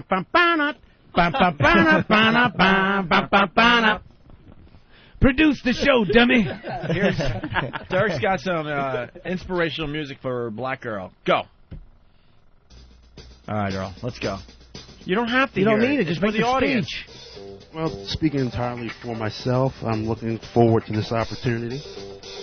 It's very rare in radio that you get a second chance and on a national scale, and we're going to do this. This will be a successful show, and it's going to be a hit. We're going to have an enormous hit. I'm fighting for words because. Come on, Earl. You're doing good so far, buddy. You use your tongue prettier than a $20 whore. Back to Earl. Let's go. I'm really excited about it. I hope everyone else is excited as I am. And, Quit takes for nothing! and let's rock and roll. Let's do it. Not exactly I Have a Dream, is it? Makes me want to commit suicide. You just made me want to quit. Jesus.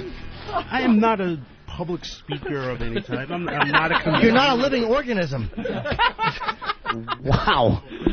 And that drew him into radio. I really don't like speaking much. Yeah. I think I'll pick a career in radio. I'm not like speaking in front of enormous crowds or anything. Right. There's a reason why I'm in radio. What do you want to do? A ham show in a closet by yourself? Jeez, No. Your body posture stinks too. It does. You just keep looking down. Your arms are like MS. You're just flailing. Seriously, if you didn't know, if we took a picture of you and said, "What's the body posture?" everybody would say failure. That you just found out some horrible news. And even though you do know, you say that.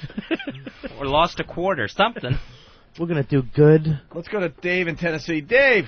Hey, good morning, guys. Morning. Hey, how come the New Orleans Police Department has more composure than Ron and Fez's new staff? Well, they're together more, right? Right. Yeah. I got to say, Earl has just no pressure handling skills at all. You don't. That remains to be seen. No, it doesn't. you make Big Andrew look like fucking Mariano Rivera. Honestly, the show hasn't launched yet. The show hasn't launched yet. We don't even Earl, know. you got to be a new Launched Earl. yet? It's on the pad. The gantry has pulled away. That's right. It's already smoking, buddy. What are you talking about? I mean, like we haven't done our first official show. Can I say something? Hope he scares me with every line he says. I don't know this guy, but you guys are really pushing him right now. Because his whole want presence, a new Earl. But he looks like he just switched, like a little thing. Like Yes, he does. Does that switch. happen with this guy? That happens. Because I just saw something change in his whole demeanor. He looks like He'll he's be all right. Earl, we want a new Earl. That's the old right. Earl is dead. You are in charge. You are the executive producer now. You're not that Earl that just hangs pictures. Right. You're not the public file guy anymore. You're Earl, the new guy. That's right. You Earl, got to the fight producer. back. When these guys are smashing you, you got to fight back. He stinks, and I don't like him. What? The one lesson I've definitely learned is never to try to riff with comedians. You'll get crushed. It's not about that. You got to fight back, though. Fight back. Don't take their Protect yourself. their Protect shit. your territory. That's right. You're the producer. You're the producer of the Ron and Fez show. It's your job. And that has not been lost on me. You're the guy that has publishers excited that Matthew Modine may or may not They're do excited. a phone interview. You're the guy we didn't want, but we got you another opportunity. That's right. After they picked 8 guys, their 9th guy to give to us was you. Exactly. You're nice, baby. Look at their staff and then line up behind them. Earl gave us a good 6 years of dedication, and I don't know. I think Derek's been with us 4 months. What, you don't think getting left behind is a motivator? Yeah, it's true. That's right. You were left behind. Although during this conversation, I noticed Wiki's going through his Rolodex looking for other names. Who else has been fired from a morning show? Who can I call? Come on, Earl. We want to see the new Earl. I'm dead serious. This isn't even a bit anymore. Believe me, in 3 The old months, Earl is dead. there's going to be a lateral move you make to intern. FEMA. That's exactly what the guy from FEMA was done. I'm waiting for a call right now about food. Yeah. This guy's got the file here. Harry? Harry, where's Harry? I'm going to let Harry address that question. They step back, and the other guy goes to the podium. Well, the president's working on the prep sheets. Right. Good news. We're going to get the Red Cross involved. They're Everything excited will be about fine. it. Right. Piling our listeners up in the Astrodome. Yes, the dead are the lucky ones. All right, how much time do we have? Well, after left hearing in our Earl's show? speech, I just want to say to you guys, good luck, bro. Yeah. Thank you. Yeah, Thanks. Earl. Nice meeting you, dude. I met you once before, yeah, but I'm glad you got a job. You seem really. He had a big party too when he left NEW. Oh, how'd that go? How was your party, Earl? The party was cool. What Yeah? did they give you after 16 years of service? Melon. Not a goddamn. Got nothing, right? Nothing. No parting gift. Those motherfuckers. Isn't it amazing? No gold watch. The guy fucking sloughs around for 16 years and doesn't. What? They should have given you slippers. Maybe a pillow. There was a big sign they had over his cake that said, "The black guy finally quit." That's how well they know him after 16 years. Beat it. Jesus. I didn't say a word. They didn't give you anything, seriously?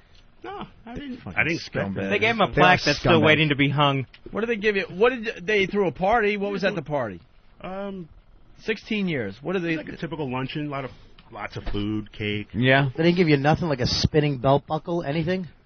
They had a watch for him, but he can't tell time. Can't read the watch. Wow. Excuse me, sir. Could you read my wrist? I never had shoes before. Would Sandy Duncan take you up to her room and teach you to read? No. It's a book. All right. My friend got us cold bills on a hot day on a roof. Well, Earl, get back to work. You got 6 minutes there to finish writing your bits. That's right. They let him out of NEW and he almost hung himself. It was basically that. What do you mean get back to work? How about get to work for the first time, quickly? Now, I'd like to be able to say Earl produced that show and did a good job, but I'm sorry I can't say that. Just didn't happen. You know who he is? He's Frank McRae. Anybody know who Frank McRae is? No. All right. No. Baseball? No. He was an actor. Oh, is that it? We're done? Yeah, we're done. We've been done for 40 minutes. Well, make sure you go to the Stress Factory and see me this week. Oh, there you Not go. this week, and actually the 22nd through the 24th. Well, maybe if you came in here and did some of your material, we would plug it, but Yeah, you that's did right. nothing. You guys ever talk baby talk? You should have your pussy. Marshmallows. Stress Factory, the 22nd to the 24th in New Brunswick. Oh, yeah. Nice. That's it. Couple things from us. Jimmy's last day tomorrow. Not last day, but you're going to L.A. on Wednesday, right? Yeah, for 6 months. Wow. No, I'm just kidding. Oh, Jesus. Jimmy will be coming and going. No, he's not leaving. He's just going out to L.A. to do the HBO thing. But tomorrow's your last show for a while. You'll be doing phone calls and stuff. Yeah. So I'm sure I'll call you from the hospital and having my fucking foot fixed. Oh, boy. We'll have more planned for you than Earl got after 16 years of service. I'm not leaving. I don't need anything planned for me. Just a little, going away little thing, maybe. You Maybe never Ben know. could let me look at those fucking clear toboggans he wears on his face. And the Opie and Anthony auction continues. Go to opieandanthony.com. A lot of items going away today. A lot. I think 61 items will be gone after today. The skates. My skates are up to $4,800. There's 6 hours left in them. That's it. But a bunch of stuff going away. Every 10 minutes, another item is gone. So you might want to go there if you bid on a certain item. Okay. opieandanthony.com. Yes. When you hear the starting gun fire now, make sure all O&A staff run out of the studio. How is this changeover? What do we got? 8 seconds? It's going to be it's like NASCAR. We planned a nice long opening. Oh, is that it? Very Good. smart. Very smart. Earl's going to be reading the Bible. If your staff could just prop up our staff in here on the way out, appreciate it. All right. Yeah. Well, Ron and Fez, good luck to you guys. Thanks, buddy. Thanks, Thanks great to have for the you party Friday, too. on Great. board. All kidding aside, these guys are going to kick ass. You're going to love them. Absolutely love them. So they start up in just a few minutes. Stay there. here. Everybody go home! The Opie and Anthony Show.